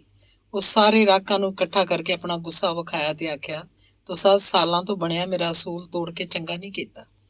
ਆਪਣੇ ਰਾਕਾਂ ਨੂੰ ਉਹ ਹੋਰ ਕੀ ਕਹਿ ਸਕਦਾ ਸੀ, ਬਸ ਮੋਏ ਸੱਪ ਵਾਂਗ ਵਿਸ ਘੋਲਦਾ ਹੀ ਰਹਿ ਗਿਆ। ਰਾਜੇ ਦੇ ਕਾਮਿਆਂ ਤੇ ਮੁੰਸ਼ੀਆਂ ਨੂੰ ਵੀ ਅਸਾਂ ਆਪਣੇ ਨਾਲ ਮਿਲਾਇਆ ਹੋਇਆ ਸੀ। ਉਹਨਾਂ ਨੂੰ ਵੇਚੀ ਮੁੰਜੀ 'ਚੋਂ ਹਿੱਸਾ ਮਿਲਦਾ ਸੀ। ਉਹ ਵੀ ਮੁੰਜੀ ਨੂੰ ਸਿੰਧੀਆਂ ਦੇ ਹੱਥ ਵੇਚਣ 'ਚ ਮਦਦ ਕਰਦੇ ਸਨ। ਰਾਜੇ ਤੋਂ ਚੋਰੀ ਚੋਰੀ ਬਹੁਤ ਕੁਝ ਹੋ ਜਾਇਆ ਕਰਦਾ ਸੀ। ਜਿੰਨੀ ਫਸਲ ਰਾਜੇ ਦੇ ਹੱਥ ਆਈ ਸੀ ਉਹ ਵੀ ਉਹਦੀ ਸੋਚ ਤੋਂ ਬਹੁਤ ਚੋਖੀ ਸੀ। ਸਾਰੇ ਗੋਦਾਮ ਤੇ ਪਹਿਲੇ ਹੱਲੇ 'ਚ ਹੀ ਭਰੇ ਗਏ ਸਨ। ਬਾਕੀ ਦੇ ਅਨਾਜ ਨੂੰ ਵਾੜੇ 'ਚ ਭੋਏ ਉੱਤੇ ਬੋਲ ਬਣਾ ਕੇ ਕੱਖਾਂ ਕਾਨਿਆਂ 'ਚ ਕੱਜਿਆ ਗਿਆ ਸੀ, ਪਰ ਅਨਾਜ ਤੇ ਫਿਰ ਵੀ ਵਾਧੂ ਖਿਲਰਿਆ ਫਿਰਦਾ ਸੀ। ਰਾਜੇ ਦੇ ਡੇਰੇ 'ਚ ਹਰ ਪਾਸੇ ਅਨਾਜ ਹੀ ਅਨਾਜ। ਉਹਨੂੰ ਆਪਣੀ ਕਾਰ ਖੜੀ ਕਰਨ ਲਈ ਵੀ ਥਾਂ ਨਹੀਂ ਸੀ ਮਿਲਦੀ। ਪਰ ਸਿੰਧੀ ਵਿਚਾਰੇ ਤੇ ਅਜੇ ਵੀ ਭੁੱਖੇ ਨੰਗੇ ਸਨ। ਬਹੁਤਾ ਅਨਾਜ ਤਾਂ ਪੈਸੇ ਵਾਲਿਆਂ ਸਿੰਧੀਆਂ ਹੀ ਖਰੀਦਿਆ ਸੀ। ਆਮ ਸਿੰਧੀ ਕੋਲ ਤੇ ਪੈਸਾ ਹੀ ਕੋਈ ਨਹੀਂ ਸੀ। ਉਹ ਪੰਜਾਬ ਦੀ ਬਾਸਮਤੀ ਕਿਵੇਂ ਖਰੀਦ ਸਕਦੇ ਸੀ? ਉਹ ਤਾਂ ਮਸਾਂ ਮਰ ਕੇ ਲਾਲ ਮੋਟੇ ਸਿੰਧੀ ਚੌਲਾਂ ਦੀ ਹੀ ਖਾਹਿਸ਼ ਕਰ ਸਕਦੇ ਸਨ। ਅੰਗ 14। ਪੰਜਾਬ ਵੱਲੋਂ ਸੱਜਣਾਂ ਦੇ ਖੱਤ ਪੱਤਰ ਆਉਣ ਲੱਗ ਪਏ ਸਨ। ਆਪਣਾ ਹਾਲ ਖੋਲ ਕੇ ਲਿਖਦੇ ਸਨ। ਇੱਥੋਂ ਦਾ ਹਾਲ ਜਾਣਨਾ ਚਾਹੁੰਦੇ ਸਨ। ਇੱਥੇ ਆ ਕੇ ਮਾਲੂਮ ਹੋਇਆ ਕਿ ਚਿੱਠੀ ਆਈ ਸੱਜਣਾਂ ਦੀ ਕੀ ਹੁੰਦੀ ਏ। ਚਿੱਠੀਆਂ ਤੋਂ ਅੱਡ ਪੰਜਾਬ ਵੱਲੋਂ ਕੋਈ ਨਾ ਕੋਈ ਮੁਲਾਕਾਤ ਲਈ ਆਉਣ ਲੱਗ ਪਿਆ ਸੀ। ਪੰਜਾਬੋਂ ਆਏ ਮੁਲਾਕਾਤੀ ਨੂੰ ਸਾਰੇ ਹੀ ਉਹ ਕੇ ਮਿਲਦੇ, ਘੁੱਟ ਘੁੱਟ ਜੱਫੀਆਂ ਪਾਉਂਦੇ ਤੇ ਅੱਖਾਂ ਵੀ ਭਿੱਜ ਭਿੱਜ ਜਾਂਦੀਆਂ ਸਨ। ਆਪਣੇ ਆਪਣੇ ਅੰਗਾਂ ਸਾਕਾਂ ਨੂੰ ਸੁਨੇਹਾ ਘੱਲਦੇ, ਹਾਲ ਪੁੱਛਦੇ ਤੇ ਆਪਣਾ ਹਾਲ ਜ਼ਬਾਨੀ ਜਾਂ ਲਿਖ ਕੇ ਘੱਲਦੇ। ਲੋਕਾਂ ਦੀ ਆਵਾਜਾਈ ਨਾਲ ਪੰਜਾਬ ਦੇ ਮੌਸਮਾਂ ਦਾ ਪਤਾ ਲੱਗਦਾ ਸੀ। ਇੱਥੋਂ ਤੇ ਇੱਕੋ ਮੌਸਮ ਸੀ, ਠੰਡਾ ਨਾ ਗਰਮ, ਤੇਜ਼ ਹਵਾ, ਲੂਣ ਤੇ ਨਮੀ ਭਰੀ। ਪੰਜਾਬ ਦੇ ਲੋਕਾਂ ਦੀਆਂ ਗਮੀਆਂ ਤੇ ਖੁਸ਼ੀਆਂ ਦੀ ਖਬਰ ਮਿਲਦੀ ਸੀ। ਪਰ ਮੇਰੀ ਤਾਂਘ ਕੁਝ ਹੋਰ ਸੀ। ਮੈਂ ਕਿਹਨੂੰ ਸੁਨੇਹਾ ਘੱਲਾਂ, ਕਿਹਨੂੰ ਹਾਲ ਸੁਣਾਵਾਂ ਦਿਲ ਦਾ? ਲੋਕ ਤੇ ਆਪਣੇ ਆਪਣੇ ਸੱਜਣਾ ਮਿੱਤਰਾਂ ਬਾਰੇ ਪੁੱਛਦੇ ਸਨ, ਪਰ ਮੈਂ ਕਿੰਝ ਪੁੱਛਾਂ? ਸਿਰਫ ਚਾਚੇ ਲੰਡੂ ਬਾਰੇ ਮਾਲੂਮ ਹੋਇਆ ਕਿ ਹੋਸ਼ਾਂ ਉਹਦੇ ਕੋਲੋਂ ਤਲਾਕ ਵੀ ਲੈ ਲਈਏ ਤੇ ਲੰਡੂ ਦਾ ਇਹੀ ਹਾਲ ਏ ਜਿਹੜਾ ਪਹਿਲੇ ਸੀ। ਇਹ ਤੋਂ ਅੱਡ ਮੇਰੇ ਲਈ ਹੋਰ ਕੋਈ ਖਬਰ ਨਹੀਂ ਸੀ। ਸਿੰਧ ਦੀ ਭੋਏ ਉੱਤੇ ਸਾਡੇ ਇੱਕੋ ਇੱਕ ਬਾਲ ਜੰਮਿਆ। ਉਸ 4 ਸਾਹ ਲਏ, ਫਿਰ ਰੁੱਕਾ ਹੀ ਚੁੱਪ ਕਰ ਗਿਆ। ਜੰਮਦਿਆਂ ਸਾਰੋਂ ਰੋਇਆ ਵੀ ਨਹੀਂ ਸੀ। ਖੌਰੇ ਉਹਨੂੰ ਮਾਲੂਮ ਹੋ ਗਿਆ ਸੀ ਕਿ ਪਰਦੇਸ 'ਚ ਰੋਈਦਾ ਨਹੀਂ। ਇਹ ਵੀ ਉਹਨੂੰ ਪਤਾ ਲੱਗ ਗਿਆ ਹੋਣਾ ਕਿ ਉਹਦੇ ਪਿਓ ਦਾ ਦੇਸ਼ ਹੀ ਕੋਈ ਨਹੀਂ, ਆਪਣਾ ਕਬਰਿਸਤਾਨ ਤੇ ਥਾਂ ਟਿਕਾਣਾ ਕੋਈ ਨਹੀਂ। ਫਿਰ ਦੇਸ ਪਰਦੇਸ ਕੀ ਹੋਇਆ? ਗੱਲ ਤੇ ਠੀਕ ਸੀ। ਜਿਹੜੇ ਸਮਾਜ 'ਚ ਉਹਦੇ ਪਿਓ ਦੀ ਕੋਈ ਜਾਣ ਪਛਾਣ ਨਹੀਂ ਸੀ, ਉੱਥੇ ਉਹਨੂੰ ਕਿਸ ਪਛਾਣਨਾ ਸੀ? ਜਾਂ ਇਹ ਵੀ ਹੋ ਸਕਦਾ ਹੈ ਜੰਮਦਿਆਂ ਸਾਰ ਕਿਸੇ ਉਹਦੇ ਕੰਨ 'ਚ ਫੂਕ ਮਾਰ ਦਿੱਤੀ ਹੋਵੇ ਕਿ ਕਾਕਾ ਇਸ ਕੰਗਲੇ ਮਾਂ ਪਿਓ ਕੋਲੋਂ ਜਿੰਨੀ ਛੇਤੀ ਜਾਨ ਛੁੱਟਦੀ ਹੈ ਛੁਡਾ ਲੈ, ਨਹੀਂ ਤਾਂ ਪਿਓ ਵਾਂਗ ਸਾਰੀ ਉਮਰ ਦੂਜਿਆਂ ਦੀ ਟਾਂਗੀ ਚੁੱਕ ਚੁੱਕ ਕੁੱਬਾ ਹੋ ਰਹੇਗਾ। ਦਮਾਂ ਨਾਲ ਵਤਨ ਤੇ ਜਾਤ ਹੋ ਗਈ, ਜਾਤ ਜੋਗੀ ਵਾਲੀ ਗੱਲ ਉਹਨੂੰ ਪਸੰਦ ਨਾ ਆਈ। ਜਿਵੇਂ ਚੁੱਪ ਚੁਪੀਤਾ ਆਇਆ ਸੀ, ਉਂਝ ਦਾ ਚੁੱਪ ਚੁਪੀਤਾ ਚਲਾ ਗਿਆ। ਉਹਦੇ ਇੰਝ ਝਲਕ ਵਿਖਾ ਕੇ ਜਾਵਣ ਨਾਲ ਕੁਝ ਦਰਦ ਤਾਂ ਹੋਇਆ। ਫਿਰ ਕੁਝ ਦਿਨਾਂ ਮਗਰੋਂ ਮੈਂ ਭੁੱਲ ਹੀ ਗਿਆ। ਉਹਦੀ ਮਾਂ ਨਹੀਂ ਸੀ ਭੁਲਾ ਰਹੀ। ਉਹ ਜਦ ਵੀ ਰੋਂਦੀ ਤਾਂ ਆਖਦੀ ਕਿ ਮੇਰਾ ਪਲੇਠੀ ਦਾ ਪੁੱਤਰ।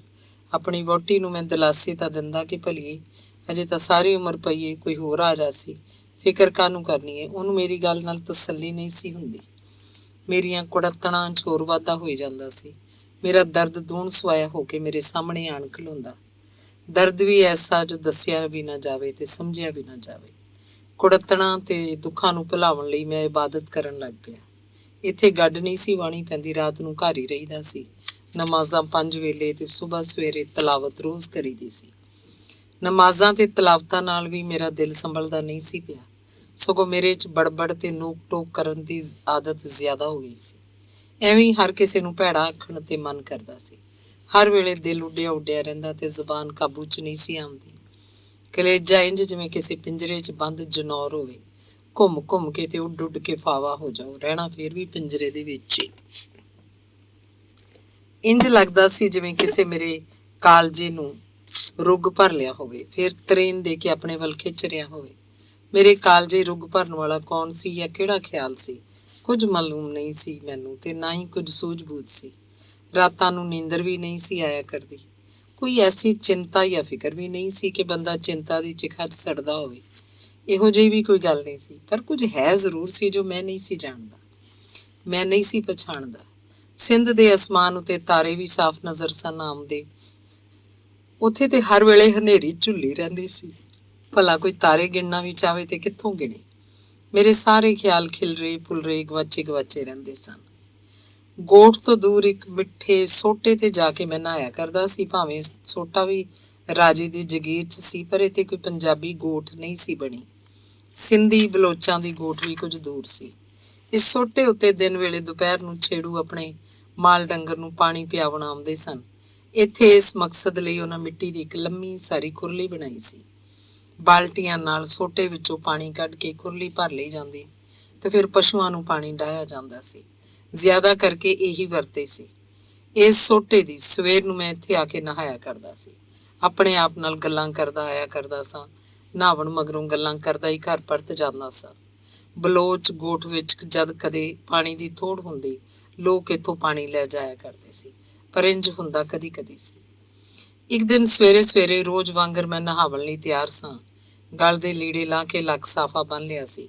ਨਹਾਵਣ ਲਈ ਸੋਟੇ 'ਚ ਪਾਣੀ ਵਾਸਤੇ ਬਾਲਟੀ ਲਮਕਾਵਣ ਹੀ ਲੱਗਾ ਸਾਂ ਕਿ ਸਾਹਮਣੇ ਧਿਆਨ ਗਿਆ। ਦੋ ਸਿੰਧੀ ਕੁੜੀਆਂ ਘੜਾ ਚੁੱਕੀ ਸੋਟੇ ਵੱਲ ਆ ਰਹੀਆਂ ਸਨ। ਕੁੜੀਆਂ ਨੂੰ ਵੇਖ ਕੇ ਉਹਨਾਂ ਦੇ ਆਵਣ ਤੋਂ ਪਹਿਲੇ ਮੈਂ ਕੱਪੜੇ ਪਾ ਲਏ, ਸੋਟੇ ਤੋਂ ਦੂਰ ਹੋ ਕੇ ਬਹਿ ਗਿਆ। ਮੈਂ ਚਾਹੁੰਦਾ ਸੀ ਕੁੜੀਆਂ ਪਹਿਲੇ ਭਰ ਲੈਣ ਤੇ ਮੈਂ ਫੇਰ ਨਹਾ ਲਵਾਂਗਾ। ਦੋਵੇਂ ਕੁੜੀਆਂ ਸੋਹਣੀਆਂ ਤੇ ਬਾਂਕੀਆਂ ਜਵਾਨ ਸੀ। ਇੱਕ ਤੇ ਸੱਜਰੀ ਵਿਆਹੀ ਜਾਪਦੀ ਸੀ, ਚਾਂਦੀ ਦੇ ਗਹਿਣਿਆਂ ਨਾਲ ਲੱਦੀ ਹੋਈ ਸੀ। ਲੀੜਾ ਫੁਲਕਾਰੀ ਵੀ ਨਵੀਂ ਨਕੋਰ ਸੀ। ਸ਼ੀਸ਼ਿਆਂ ਉੱਤੇ ਮੋਤੀਆਂ ਜੜੀ ਜੁੱਤੀ ਵੀ ਲਿਸ਼ਕਾਂ ਵੀ ਮਾਰਦੀ ਸੀ। ਦੂਜੀ ਕੁੜੀ ਵੀ ਸਿਆਣੀ ਸੁਗੜ ਤੇ ਉਹਦੇ ਕੋਈ ਸਕੀ ਮਾਲੂਮ ਹੁੰਦੀ ਸੀ। ਦੋਵੇਂ ਇੱਕ ਦੂਜੇ ਨਾਲ ਕਬੂਤਰੀਆਂ ਵਾਂਗ ਲਾਡ ਕਰਦੀਆਂ, ਗੁਟਕਦੀਆਂ ਹੱਸਦੀਆਂ ਸੋਟੇ ਉੱਤੇ ਆ ਖਲੋਤੀਆਂ। ਉਹਨਾਂ ਸੋਟੇ ਲਾਗੇ ਘੜੇ ਰੱਖਤੇ ਮੇਰੇ ਵੱਲ ਵੇਖ ਕੇ ਆਪੋ ਵਿੱਚ ਬਹਿਸ ਕਰਦੀਆਂ ਹੱਸਦੀਆਂ ਸਨ। ਉਹਨਾਂ ਦੀ ਆਵਾਜ਼ ਭਾਵੇਂ ਮੇਰੇ ਤੀਕਰ ਨਹੀਂ ਸੀ ਅੱਪੜ ਰਹੀ, ਪਰ ਲੱਗਦਾ ਸੀ ਉਹਨਾਂ ਦੀ ਬਹਿਸ 'ਚ ਮੈਂ ਹਾਂ। ਕਦੀ ਕਦੀ ਮੇਰੇ ਵੱਲ ਮਾੜਾ ਮੋਟਾ ਇਸ਼ਾਰਾ ਕਰਕੇ ਵੀ ਗੱਲ ਅੱਗੇ ਟੋਰਦੀਆਂ ਮਾਲੂਮ ਹੁੰਦੀਆਂ ਸੀ। ਜਰੇ ਮਗਰੋਂ ਮੇਰੇ ਵੱਲ ਵੇਖ ਲੈਂਦੀਆਂ ਤੇ ਫਿਰ ਆਪੋ ਵਿੱਚ ਇੰਝ ਗੱਲਾਂ ਕਰਦੀਆਂ ਜਿਵੇਂ ਇੱਕ ਦੂਜੀ ਨੂੰ ਝੂਠਾ ਕਰ ਰਹੀਆਂ ਹੋਣ। ਮੈਨੂੰ ਦੂਰ ਬੈਠੇ ਨੂੰ ਉੱਕਾ ਸਮਝ ਨਹੀਂ ਸੀ ਆ ਰਹੀ। ਮੈਂ ਗਵੇੜ ਤਾਂ ਬਹੁਤ ਤੇਰੇ ਲਾਏ। ਹਰ ਗੱਭਰੂ ਵਾਂਗ ਮੇਰੇ ਮਨ 'ਚ ਖਿਆਲ ਵੀ ਆਇਆ ਕਿ ਮੈਂ ਦੋਵਾਂ ਨੂੰ ਪਸੰਦ ਆ ਗਿਆ ਵਾਂ ਤੇ ਦੋਵੇਂ ਮੈਨੂੰ ਮੱਲ ਮਾਰਨ ਲਈ ਆਪਸ 'ਚ ਲੜ ਰਹੀਆਂ ਹਨ। ਇੱਕ ਦੂਜਾ ਖਿਆਲ ਆਇਆ, ਇਹ ਵੀ ਹੋ ਸਕਦਾ ਕਿ ਮੈਨੂੰ ਬੁਰਾ ਖਿਆਲ ਕਰਦੀਆਂ ਹੋਣ ਤੇ ਮੈਨੂੰ ਬੇਇੱਜ਼ਤ ਕਰਨ ਲਈ ਸਲਾਹ ਕਰਦੀਆਂ ਹੋਣ ਤੇ ਕੋਈ ਸਲਾਹ ਪੱਕ ਨਹੀਂ ਰਹੀ। ਕੁਝ ਵੀ ਸੀ, ਮੇਰੇ ਪੱਲੇ ਕੁਝ ਨਹੀਂ ਸੀ ਪੈ ਰਿਹਾ।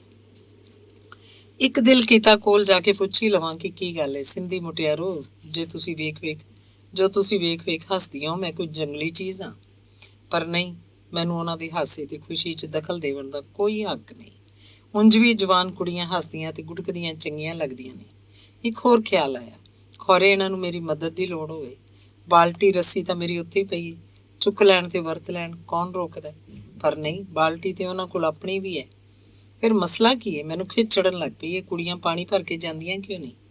ਮੇਰਾ ਕੋਈ ਗਵੇੜ ਵੀ ਠੀਕ ਨਹੀਂ ਸੀ ਲੱਗ ਰਿਹਾ। ਅਖੀਰ ਚੁੱਪ ਕਰਕੇ ਉਡੀਕ ਕਰਨ 'ਚ ਹੀ ਭਲਾ ਸੀ। ਇਹ ਤੋਂ ਵੱਧ ਹੋਰ ਕੁਝ ਕਰਨ ਦੀ ਮੈਨੂੰ ਹਿੰਮਤ ਹੀ ਨਹੀਂ ਸੀ। ਘਰ ਜਾਵਣ ਦੀ ਮੈਨੂੰ ਕਾਹਲ ਵੀ ਕੋਈ ਨਹੀਂ ਸੀ। ਮੈਂ ਸੋਚਣਾ ਛੱਡ ਕੇ ਖਾਲੀ ਦਿਮਾਗ ਉਹਨਾਂ ਦੇ ਹੁਸਨ ਵੱਲ ਦੇਖਣਾ ਸ਼ੁਰੂ ਕਰ ਦਿੱਤਾ। ਕਢਾਈ ਦੇ ਸ਼ੀਸ਼ਿਆਂ ਨਾਲ ਪਰੁੱਚੇ ਰੰਗ ਬਿਰੰਗੇ ਬਾਣਿਆਂ ਵੱਲ, ਫੁਲਕਾਰੀ ਤੇ ਚਾਂਦੀ ਦੇ ਛਣਕਦੇ ਗਹਿਣਿਆਂ ਵੱਲ, ਉਹਨਾਂ ਦੀਆਂ ਮੋਟੀਆਂ ਤੇ ਕੱਜਲ ਭਰੀਆਂ ਅੱਖਾਂ, ਭਾਰੀਆਂ ਤੇ ਸੋਹਣੀਆਂ ਪਲਕਾਂ, ਰੌਸ਼ਨ ਨੈਣਾਂ ਵੱਲ, ਨੱਕ ਦੀਆਂ ਪੁਤਲੀਆਂ, ਤੀਲੀਆਂ ਕੰਨਾਂ ਦੀਆਂ ਡੰਡੀਆਂ ਵੱਲ। ਸਿੰਧ ਦੀ ਭੋਇੰ ਤੇ ਸੱਚਮੁੱਚ ਤਿਤਲੀਆਂ ਲੱਗਦੀਆਂ ਸੀ। ਮੇਰੀ ਨਜ਼ਰ ਉਹਨਾਂ ਦੀ ਚਾਂਦੀ ਦੀ ਜੰਜੀਰੀ ਤੇ ਅਟਕ ਗਈ। ਮੈਂ ਤੱਕ ਰਿਹਾ ਸਾਂ। ਉਹਨਾਂ ਚੋਂ ਇੱਕ ਨੇ ਮੈਨੂੰ ਹੱਥ ਦੇ ਇਸ਼ਾਰੇ ਨਾਲ ਕੋਲ ਆਵਣ ਲਈ ਕਿਹਾ। ਮੈਂ ਮੁਸਕਰਾਉਂਦਾ ਹੋਇਆ ਕੋਲ ਆਇਆ ਤਾਂ ਦੋਵਾਂ ਕੁੜੀਆਂ ਵਾਰੋ ਵਾਰੀ ਮੇਰੇ ਨਾਲ ਹੱਥ ਮਿਲਾਇਆ ਤੇ ਰਸਮੀ ਖੈਰੀਅਤ ਪੁੱਛੀ। ਮੈਂ ਸਿੰਧੀ 'ਚ ਪੁੱਛਿਆ, ਤੁਸਾਂ ਮੈਨੂੰ ਕਾਹਦੇ ਲਈ ਬੁਲਾਇਆ ਹੈ? ਤੁਸਾਂ ਪਾਣੀ ਭਰੋ ਤੇ ਜਾਓ। ਮੇਰੇ ਪੁੱਛਣ ਅਤੇ ਜਿਹੜੀ ਕੁਆਰੀ ਜਾਪਦੀ ਸੀ ਬੋਲੀ, ਇਹ ਮੇਰੀ ਭਰਜਾਈ ਹੈ ਸਕੀਨਾ ਮੁਸਕਰਾਵਣ ਲੱਗ ਪਈ ਤੇ ਹੱਸਦੀ ਥੋੜੀ ਜਿਹੀ ਪਰਾਂ ਹੋ ਗਈ। ਉਹਦਾ ਹਾਸਾ ਉਹਦੇ ਕੋਲੋਂ ਠੱਲਿਆ ਨਹੀਂ ਸੀ ਜਾ ਰਿਹਾ, ਕੁਝ ਸ਼ਰਮਾਉਂਦੀ ਵੀ ਸੀ। ਹਾਂ, ਕੀ ਇਹ ਤੇਰੀ ਭਰਜਾਈ ਨੂੰ ਹੱਸਦੀ ਬੜਾ ਹੈ? ਮੈਂ ਵੀ ਹੱਸ ਪਿਆ ਸੀ। ਨਵਾਂ ਵਿਆਹ ਹੋਇਆ ਹੈ, ਸੋ ਇਸੇ ਲਈ ਇਹਨੂੰ ਚਾਅ ਚੜੇ ਹੋਏ ਨੇ। ਘਰ ਬਾਹਰ ਇਹਦਾ ਹਾਸਾ ਨਹੀਂ ਰੁਕਦਾ। ਮੈਨੂੰ ਕਾਹਦੇ ਲਈ ਬੁਲਾਇਆ ਤੁਸਾਂ? ਮੇਰੋ ਤੇ ਸਕੀਨਾ ਕੁੜੀਓ, ਤੁਸੀਂ ਦੋਵੇਂ ਹੀ ਸੁੰਦਰ ਹੋ। ਮੇਰੋ ਆਖਦੀ, ਮੇਰੀ ਭਰਜਾਈ ਆਖਦੀ ਹੈ। ਕੀ ਆਖਦੀ ਹੈ ਤੇਰੀ ਭਰਜਾਈ? ਮੈਂ ਕਾਹਲ ਨਾਲ ਪੁੱਛਿਆ। ਤੂੰ ਪੰਜਾਬੀ ਨਹੀਂ ਜਾਪਦਾ। ਕਿਉਂ? ਮੈਂ ਪੰਜਾਬੀ ਕਿਉਂ ਨਹੀਂ? ਉਹਦੇ ਖਿਆਲ 'ਚ ਪੰਜਾਬੀ ਸ਼ਰਾਰਤੀ ਤੇ ਬਦਤਮੀਜ਼ ਹੁੰਦੇ ਨੇ। ਪਰ ਮੈਂ ਤੇ ਕੋਈ ਸ਼ਰਾਰਤ ਨਹੀਂ ਕੀਤੀ। ਇਸੇ ਲਈ ਤਾਂ ਉਹ ਆਖਦੀ ਹੈ ਕਿ ਤੇਰੇ ਚਾਲੇ ਪੰਜਾਬੀਆਂ ਵਾਲੇ ਨਹੀਂ।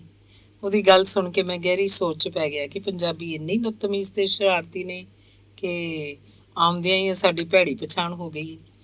ਮੈਨੂੰ ਚੁੱਪ ਵੇਖ ਕੇ ਸਕੀਨਾ ਬੋਲੀ, ਮੇਰੇ ਮਾਪੇ ਗੋਠ ਪੰਨੂ 'ਚ ਰਹਿੰਦੇ ਨੇ। ਉੱਥੇ ਇੱਕ ਪੰਜਾਬੀ ਗੋਠ ਆਬਾਦ ਹੋਈ ਏ।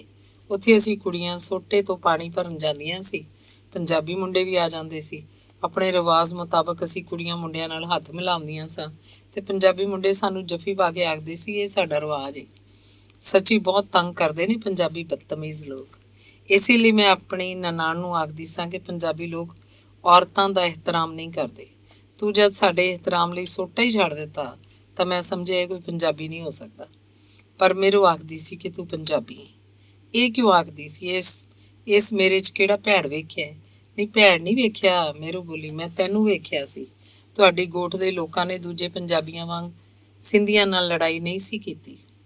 ਉਹ ਕਿੱਥੇ ਤੂੰ ਮੈਨੂੰ ਵੇਖਦੀ ਰਹੀ ਹੈ? ਤੈਨੂੰ ਤੇ ਬਹੁਤ ਖਬਰਾਂ ਨੇ।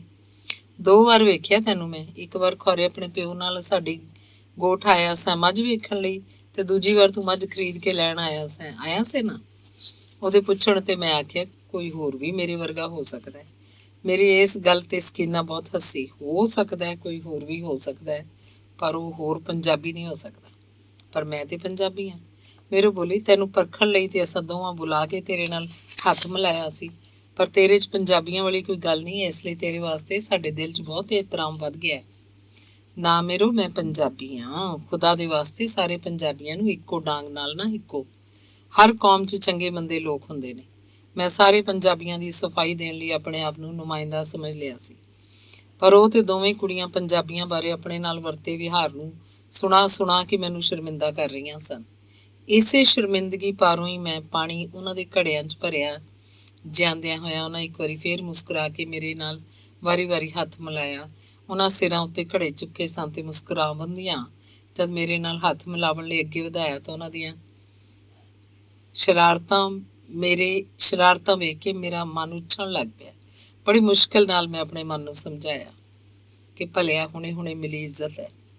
ਮਸਾਂ ਮਰ ਕੇ ਮੈਂ ਆਪਣੇ ਆਪ ਨੂੰ ਸ਼ਰਾਰਤ ਤੋਂ ਮਨਾ ਕੀਤਾ। ਸੱਜਰਾ ਜੋਬਨ ਉਹਨਾਂ ਦਾ ਵੇਖ ਕੇ ਦੂਜੇ ਦਿਨ ਉਹਨਾਂ ਨਾਲ ਮੁਲਾਕਾਤ ਹੋ ਜਾਂਦੀ ਸੀ। ਸੋਟੇ ਉੱਤੇ ਮੈਂ ਨਹਾਵਣ ਜਾਂਦਾ, ਉਹ ਪਾਣੀ ਭਰਨ ਆਉਂਦੀਆਂ। ਬਾਅਦ 'ਚ ਪਤਾ ਲੱਗਾ ਦੋਵੇਂ ਆਪਣੇ ਨਾਂ ਦੇ ਉਲਟ ਸਨ। ਸਕੀਨਾ ਨਿਮਾਣੀ ਮੇਰੂ ਦਾ ਨਾਮ ਮੰਨ ਲਿਆ ਸੀ ਤੇ ਆਪਣਾ ਨਾਂ ਉਹਨੂੰ ਦੇ ਦਿੱਤਾ ਸੀ। ਮੇਰੇ ਪੁੱਛਣ ਤੇ ਉਹਨੇ ਦੱਸਿਆ ਕਿ ਸਾਡੇ ਪਿਆਰ ਦੀ ਗੱਲ ਏ, ਅਸਾਂ ਨਾਂ ਵਟਾ ਲਏ ਨੇ, ਆਦਮੀ ਨਹੀਂ। ਤੇਰਾ ਤੇ ਅਜੇ ਵਿਆਹ ਹੀ ਨਹੀਂ ਹੋਇਆ ਸਕੀਨਾ। ਕੌਣ ਹੋਸੀ ਤੇਰਾ ਆਦਮੀ? ਮੈਂ ਆਖਿਆ। ਉਹ ਕੌਣ ਖੁਸ਼ ਨਸੀਬ ਹੋਸੀ। ਦੋਵੇਂ ਮੈਨੂੰ ਛੇੜ ਕੇ ਇੱਕੋ ਵਾਰੀ ਹੱਸਦੀਆਂ ਤਾਂ ਬਹੁਤ ਭਲੀਆਂ ਲੱਗਦੀਆਂ। ਮੇਰੀ ਕੁਝ ਉਦਾਸੀ ਘਟ ਗਈ ਸੀ। ਸਿੰਧੀ ਜੂਹ 'ਚ ਮੇਰਾ ਮਨ ਵਸਣ ਲੱਗ ਪਿਆ ਸੀ। ਸਕੀਨਾ ਨਿਮਾਣੀ ਤੇ ਮੇਰੂ ਦੀ ਉਡੀਕ ਕਰਨ ਲੱਗ ਪਿਆ ਸਾਂ। ਪਤਾ ਨਹੀਂ ਕਿਵੇਂ ਮੇਰੀ ਮਾਂ ਤੇ ਮੇਰੀ ਵਹੁਟੀ ਨੂੰ ਮੇਰੇ ਮਨ ਦੀ ਖਬਰ ਹੋ ਗਈ। ਵਹੁਟੀ ਤਾਂ ਲੁਕ ਕੇ ਰੋਈ, ਪਰ ਮਾਂ ਗੁੱਸੇ ਰਹਿੰਦੀ। ਗੱਲ ਉੱਤੇ ਕਿਸੇ ਨਾ ਕਿਸੇ ਬਹਾਨੇ ਝਾੜ ਪਾ ਦਿੰਦੀ। ਵਹੁਟੀ ਨੂੰ ਤਾਂ ਮੈਂ ਬਹਾਨੇ ਨਾਲ ਪਰਚਾ ਲਿਆ ਸੀ, ਯਕੀਨ ਦਿਵਾਤਾ ਸੀ ਕਿ ਮੇਰੇ ਤੇ ਇਤਬਾਰ ਕਰ, ਪਰ ਮਾਂ ਨੂੰ ਇਤਬਾਰ ਨਹੀਂ ਸੀ ਆਉਂਦਾ। ਉਹ ਆਖਦੀ, ਗੋਗੀ, ਪਰਦੇਸਾਂ 'ਚ ਇੱਕ ਦੂਜੇ ਨੂੰ ਦਗਾ ਨਹੀਂ ਦੇਈਦਾ। ਮੈਂ ਹੱਸ ਕੇ ਆਖਦਾ, ਦੇਸਾਂ 'ਚ ਦਗਾ ਦੇਣਾ ਠੀਕ ਹੈ? ਮੇਰੇ ਆਖਣ ਉੱਤੇ ਮਾਂ ਘੂਰੀ ਵੱਟ ਕੇ ਮੈਨੂੰ ਚੁੱਪ ਕਰਾ ਦਿੰਦੀ। ਸਿੰਧੀ ਲੋਕ ਸਲਾਮ ਕਰਨ 'ਚ ਪਹਿਲ ਕਰਦੇ ਬਹੁਤ ਚੰਗੇ ਲੱਗਦੇ ਸਨ, ਪਰ ਝੁੱਕ ਕੇ ਗੋਡਿਆਂ ਨੂੰ ਹੱਥ ਲਾਉਂਦੇ ਮੈਨੂੰ ਚੰਗੇ ਨਾ ਲੱਗਦੇ। ਉਹਨਾਂ ਦੀ ਤਬੀਅਤ ਵਿੱਚ ਉਹ ਆਜ਼ਜ਼ੀ, ਇਨਕਸਾਰੀ ਤੇ ਮਾਸੂਮੀਅਤ ਫੁੱਟ ਪੈਂਦੀ ਸੀ। ਝੱਟ ਨਾਲ ਹੀ ਸੱਜਣ ਬਣ ਜਾਂਦੇ, ਜਿਵੇਂ ਬਹੁਤ ਪੁਰਾਣੇ ਜਾਣੂ ਹੋਣ। ਹਰ ਵੇਲੇ ਕੁਝ ਨਾ ਕੁਝ ਦਾਨ ਦੀ ਰੀਝ ਕਰਨ ਵਾਲੀ ਉਹਨਾਂ ਦੀ ਆਦਤ ਬਹੁਤ ਮਾੜੀ ਸੀ। ਮਰਦ, ਔਰਤਾਂ, ਕੁੜੀਆਂ ਤੇ ਬਾਲ ਸਭਨਾਂ ਦੀ ਇੱਕੋ ਖਾਸ਼ ਹੁੰਦੀ ਤੇ ਸਾਹਮਣੇ ਵਾਲਾ ਜਾਂ ਮਿਲਣ ਵਾਲਾ ਕੁਝ ਨਾ ਕੁਝ ਦੇ ਕੇ ਜਾਸੀ, ਅਹਿਸਾਨ ਕਰਸੀ, ਦਾਨ ਕਰਸੀ। ਬਖਸ਼ੀਸ਼ ਦੀ ਖਾਤਰ ਔਲਦੇ ਰਹਿਣਾ ਕੋਈ ਚੰਗੀ ਆਦਤ ਨਹੀਂ ਸੀ। ਮੈਂ ਇੱਕ ਦਿਨ ਮੁਹੰਮਦ ਦੀਨ ਸਿੰਧੀ ਕੋਲੋਂ ਪੁੱਛਿਆ, ਯਾਰ, ਸਿੰਧੀਆਂ ਦੀ ਮੰਗਤਾਂ ਵਾਲੀ ਤੇ ਬੇਬਸਾਂ ਵਾਲੀ ਆਦਤ ਮੈਨੂੰ ਬਹੁਤ ਬੁਰੀ ਲੱਗਦੀ ਹੈ। ਕਿੰਨੇ ਜਵਾਨ ਤੇ ਜ਼ੋਰ ਵਾਲੇ ਗੱਭਰੂ ਬਖਸ਼ੀਸ਼ ਦੀ ਉਡੀਕ 'ਚ ਵਿਚਦੇ ਰਹਿੰਦੇ ਨੇ ਤੇ ਉਹਨਾਂ ਦੇ ਹੱਥ ਕੁਛ ਨਹੀਂ ਆਉਂਦਾ। ਮੁਹੰਮਦ ਦੀਨ ਆਖਿਆ, ਤੂੰ ਠੀਕ ਕਹਿਣਾ ਹੈ। ਸਾਡੀ ਇੱਜ਼ਤਮਾਈ ਸੋਚ ਤੇ ਰਵੱਈਆ ਮੰਗਤਾਂ ਵਾਲਾ ਹੀ ਹੈ। ਖੁਦਦਾਰੀ ਤੇ ਅਣਖ ਸਾਡੀ ਰੂਹ ਵਿੱਚੋਂ ਸਾਹ ਵਾਂਗ ਪੀ ਲਈ ਗਈ ਹੈ।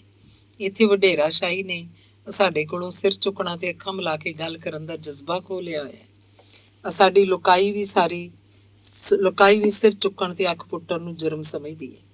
ਠੀਕ ਆਖਣਾ ਸੀ ਮੁਹੰਮਦ ਦੀਨ ਦਾ। ਮੈਂ ਵੀ ਸੋਚਦਾ, ਅਸੀਂ ਵੀ ਤਾਂ ਜ਼ਿਮੀਂਦਾਰ ਦੇ ਸਾਹਮਣੇ ਧੌਣ ਨਵਾਈ ਰੱਖਦੇ ਸਾਂ। ਉੱਚਾ ਨਹੀਂ ਸੀ ਬੋਲ ਸਕਦੇ, ਕਿਸੇ ਵੀ ਵਗਾਰ ਤੋਂ ਇਨਕਾਰ ਨਹੀਂ ਸੀ ਕਰ ਸਕਦੇ। ਹਰ ਥਾਵੇਂ ਰਾਕਾਂ ਨਾਲ ਹੀ ਸਲੂਕ ਹੁੰਦਾ ਹੈ, ਸਿੰਧ ਹੋਵੇ ਤੇ ਭਾਵੇਂ ਪੰਜਾਬ। ਜ਼ਿਮੀਂਦਾਰਾਂ ਜਾਂ ਵਡੇਰਿਆਂ ਦੀ ਜਗੀਰ 'ਚ ਜ਼ਿੰਦਾ ਜਾਂ ਬੇਜਾਨ ਹਰ ਚੀਜ਼ ਜਗੀਰ ਦੇ ਮਾਲਕ ਦੀ ਮਲਕੀਅਤ ਹੁੰਦੀ ਹੈ, ਸਮਝੀ ਵੀ ਜਾਂਦੀ ਹੈ। ਰਾਕਾਂ ਦੀ ਕੋਈ ਚੀਜ਼ ਵੀ ਜ਼ਿਮੀਂਦਾਰ ਜਾਂ ਵਡੇਰੇ ਦੀ ਨਜ਼ਰ ਤੋਂ ਓਹਲੇ ਨਹੀਂ ਰਹਿ ਸਕਦੀ। ਪਰ ਸਿੰਧ ਤੇ ਉਸ ਇਲਾਕੇ ਦੇ ਲੋਕ ਬਹੁਤ ਹੀ ਮਾੜੇ, ਹੀਣੇ ਤੇ ਕੇਰੇ ਸਨ। ਕਿਸੇ ਵੀ ਸਿੰਧੀ ਦਾ ਡਾਢਾ ਮਜ਼ਬੂਤ ਤੇ ਭਰਵੇਂ ਢਿੱਲ ਵਾਲਾ ਜੁੱਸਾ ਵੇਖਣ 'ਚ ਨਹੀਂ ਆਇਆ। 7-8 ਮਹੀਨਿਆਂ ਮਗਰੋਂ ਹੀ ਪੰਜਾਬੀ ਉਦਾਸ ਹੋ ਗਏ। ਪੰਜਾਬ ਜਿਹਨੂੰ ਛੱਡ ਕੇ ਆਏ ਸਨ ਬਹੁਤ ਯਾਦ ਆਉਣ ਲੱਗ ਪਿਆ ਸੀ। ਗੱਭਰੂਆਂ ਦਾ ਜੋਸ਼ ਤੇ ਅੱਖੜਪਣਾ ਮੁੱਕਦਾ ਜਾ ਰਿਹਾ ਸੀ। ਅੱਖਾਂ 'ਚ ਪਹਿਲੇ ਵਾਲੀ ਚਮਕ ਨਜ਼ਰ ਨਹੀਂ ਸੀ ਆਉਂਦੀ। ਉਹ ਉੱਥੋਂ ਦੀ ਭੋਏ ਦਾ ਅਸਰ ਸੀ ਜਾਂ ਪੰਜਾਬ ਦੀ ਖਿੱਚ ਵੱਧ ਗਈ ਸੀ। ਛੋਟੇ ਬਾਲ ਮਾਪਿਆਂ ਨੂੰ ਪੁੱਛਦੇ, ਘਰ ਕਦੋਂ ਜਾਵਾਂਗੇ? ਉਹ ਤਾਂ ਬਾਲ ਸੀ, ਉਹ ਕੀ ਜਾਣਨ ਘਰ ਤੇ ਘਰ ਵਾਲਿਆਂ ਦਾ ਹੁੰਦਾ ਹੈ। ਅਸਾਂ ਸਾਰੇ ਬੇਘਰ ਹੀ ਹਾਂ। ਪਰ ਗੱਭਰੂਆਂ ਦੇ ਗੀਤਾਂ 'ਚ ਸੱਦਾਂ ਤੇ ਸੁਰਾਂ ਜ਼ਿਆਦਾ ਆ ਗਈਆਂ ਸੀ। ਮੁਟਿਆਰਾਂ ਦੇ ਸੀਨੇ ਵਿੱਚੋਂ ਵੀ ਹੂਕ ਉੱਠਣ ਲੱਗ ਪਈ ਸੀ। ਉਹ ਲੁਕ ਗਾਉਂਦੀਆਂ ਸੀ। ਨਵੇਂ ਗੀਤ ਤੇ ਮਾਹੀਏ ਵੀ ਜੋੜ ਲਿਆ ਕਰਦੀਆਂ ਸੀ। ਉਹਨਾਂ ਨੂੰ ਪੰਜਾਬ ਦਾ ਮਾਹੀ ਚੇਤੇ ਆਉਂਦਾ ਸੀ। ਚਿੜੀ ਉੱਡ ਗਈ ਆ ਬੋਟਾਂ ਤੇ, ਇੱਕ ਵਾਰੀ ਮਿਲ ਮਾਹੀਆ ਪੰਨੂ ਪੁੱਲ ਦੀਆਂ ਗੋਠਾਂ ਤੇ। ਇਹ ਵਿਯੋਗੀ ਕੁੜੀਆਂ ਆਪਣੇ ਵਿਯੋਗ 'ਚ ਇਹ ਵੀ ਭੁੱਲ ਗਈਆਂ ਸੀ ਕਿ ਚਿੜੀ ਬੋਟਾਂ ਉੱਤੇ ਉੱਡਦੀ ਨਹੀਂ, ਬੋਟਾਂ ਉੱਤੇ ਬੈਠਦੀ ਏ। ਖੌਰੇ ਉਹ ਆਪਣੇ ਆਪ ਨੂੰ ਚਿੜੀ ਨਾ ਸਮਝਦੀਆਂ ਹੋਣ ਤੇ ਪੰਜਾਬ ਨੂੰ ਆਪਣੇ ਬੋਟਾਂ ਦਾ ਆਲਣਾ ਸਮਝਦੀਆਂ ਹੋਣ। ਇੰਜ ਤੇ ਕੁੜੀਆਂ ਚਿੜੀਆਂ ਹੁੰਦੀਆਂ ਹਨ। ਅੱਜ ਮੈਨੂੰ ਅਫਸੋਸ ਹੁੰਦਾ ਹੈ, ਜੇ ਮੈਂ ਉਸ ਵੇਲੇ ਸਮਝਦਾ ਤੇ ਮੁਟਿਆਰਾਂ ਦੇ ਨਵੇਂ ਬਣਾਏ ਗੀਤ ਯਾਦ ਕਰ ਲੈਂਦਾ ਤੇ ਕਿੰਨਾ ਚੰਗਾ ਹੁੰਦਾ। ਗੱਭਰੂਆਂ ਵੀ ਨਵੇਂ ਗੀਤ ਬਣਾਏ ਹੋ ਸਨ, ਪਰ ਮੈਂ ਨਹੀਂ ਸੀ ਸੁਣੇ। ਪੰਜਾਬ ਦੀ ਯਾਦ 'ਚ ਮੈਂ ਕਦੀ ਗੱਭਰੂਆਂ ਨੂੰ ਛਮ ਰੋਂਦਿਆਂ ਜ਼ਰੂਰ ਵੇਖਿਆ ਸੀ।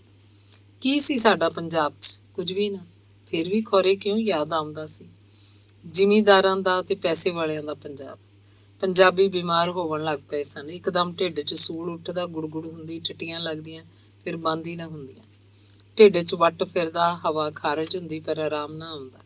ਰਾਜੇ ਕੋਲੋਂ ਮਿਲੀਆਂ ਖੈਰਾਤੀ ਗੋਲੀਆਂ ਭਲਾ ਕਿੱਥੇ ਇਲਾਜ ਕਰ ਸਕਦੀਆਂ ਸੀ। ਸਿੰਧ ਦਾ ਗੰਢਾ ਵੀ ਪੰਜਾਬ ਦੇ ਗੰਢੇ ਵਾਂਗ ਅਸਰ ਨਹੀਂ ਸੀ ਕਰਦਾ। ਰਾਕਾਂ ਰਾਜੇ ਕੋਲੋਂ ਮਿਲੀਆਂ ਮੁਫਤ ਰਾਸ਼ਨ ਖਾਧਾ ਵੀ ਤੇ ਬਹੁਤ ਸੀ। ਭੁੱਖੇ ਲੋਕਾਂ ਸਦੀਆਂ ਦੀ ਭੁੱਖ ਕੱਢੀ ਹੋ ਸੀ ਤੇ ਹੁਣ ਹਾਜ਼ਮੇ ਖਰਾਬ ਕਰਾ ਬੈਠੇ ਸਨ। ਹੋ ਸਕਦਾ ਇੰਝ ਹੋਵੇ। ਕਰਜ਼ਾ ਵੀ ਤੇ ਬਹੁਤ ਚੜ ਗਿਆ ਸੀ ਹਰ ਇੱਕ ਰਾਕ ਉੱਤੇ। ਰਾਕਾਂ ਦਾ ਮਾਲ ਡੰਗਰ ਵੀ ਜਿਹੜਾ ਪੰਜਾਬ ਤੋਂ ਲੈ ਕੇ ਗਏ ਸਨ ਬਿਮਾਰ ਰਹਿਣ ਲੱਗ ਪਿਆ ਸੀ। ਸਗੋਂ ਵਿੱਚੋਂ ਪਸ਼ੂ ਮਰਨ ਵੀ ਲੱਗ ਪਏ ਸਨ। ਪੰਜਾਬੀਆਂ ਇੱਕਦਮ ਦਿਲ ਛੱਡ ਦਿੱਤਾ ਤੇ ਕੁਝ ਲੋਕ ਖਿਸਕਣ ਲੱਗ ਪਏ। ਸਾਰਾ ਕੁਝ ਉੱਥੇ ਹੀ ਛੱਡ ਕੇ ਛੜੀਆਂ ਬਾਹਾਂ ਲੈ ਕੇ ਪਰਤ ਆਉਂਦੇ। ਕੁੱਲੀ 'ਚ ਦੀਵਾ ਬਲਦਾ ਹੀ ਰਹਿ ਜਾਂਦਾ। ਕੁੱਲੀ ਵਾਲੇ ਗਾਇਬ ਹੋ ਜਾਂਦੇ। ਗੋਠ ਦਾ ਨੰਬਰਦਾਰ ਭਾਲ ਕਰਦਾ ਹੀ ਰਹਿ ਜਾਂਦਾ। ਨੰਬਰਦਾਰ ਡਰਿਆ ਹੋਇਆ ਤੇ ਰਾਖ ਦੀ ਖਬਰ ਰਾਜੇ ਨੂੰ ਨਾ ਕਰਦਾ, ਕਿਉਂ ਜੋ ਗੋਠ ਦੀ ਜ਼ਿੰਮੇਵਾਰੀ ਨੰਬਰਦਾਰ ਉੱਤੇ ਹੀ ਹੁੰਦੀ ਸੀ। ਹਰ ਗੋਠ ਵਿੱਚੋਂ ਲੋਕ ਨੱਸ ਕੇ ਜਾ ਰਹੇ ਸਨ। ਗੋਠਾਂ ਦੇ ਨੰਬਰਦਾਰ ਪਰੇਸ਼ਾਨ ਸਨ ਕਿ ਉਹਨਾਂ ਦਾ ਕਰਜ਼ਾ ਕੌਣ ਵਾਪਸ ਕਰੇਗਾ। ਢੋ ਐਸਾ ਲੱਗਾ ਕਿ ਰਾਜਾ ਕਿਸੇ ਕੰਮ ਜਾਂ ਸੈਲ ਸਪਾਟੇ ਲਈ ਲੰਡਨ ਚਲਾ ਗਿਆ। ਪੰਜਾਬੀ ਰਾਕਾਂ ਚੁੱਕੀਆਂ ਭਾਜੜਾਂ ਤੇ ਉੱਠ ਤੁਰੇ। ਰਾਜੇ ਦੇ ਮੁਨਸ਼ੀਆਂ ਰਾਜੇ ਨੂੰ ਤਾਰਾਂ ਖੜਕਾਤੀਆਂ। ਰਾਕਾਂ ਦੇ ਲਿਹਾਜ਼ ਖਾਤਰ ਰਾਜਾ ਇੱਕ ਦਿਨ ਪਿੱਛੋਂ ਲੱਥੀ ਭੱਜੀ ਆਇਆ ਤੇ ਸਹੀ, ਪਰ ਉਨੀ ਦੇਰ 'ਚ ਰਾਕ ਕਾਵਾਂ ਵਾਂਗਰ ਪੂਰੇ ਪੰਜਾਬ 'ਚ ਖਿਲਰ ਪੁਲਰ ਗਏ ਸਨ।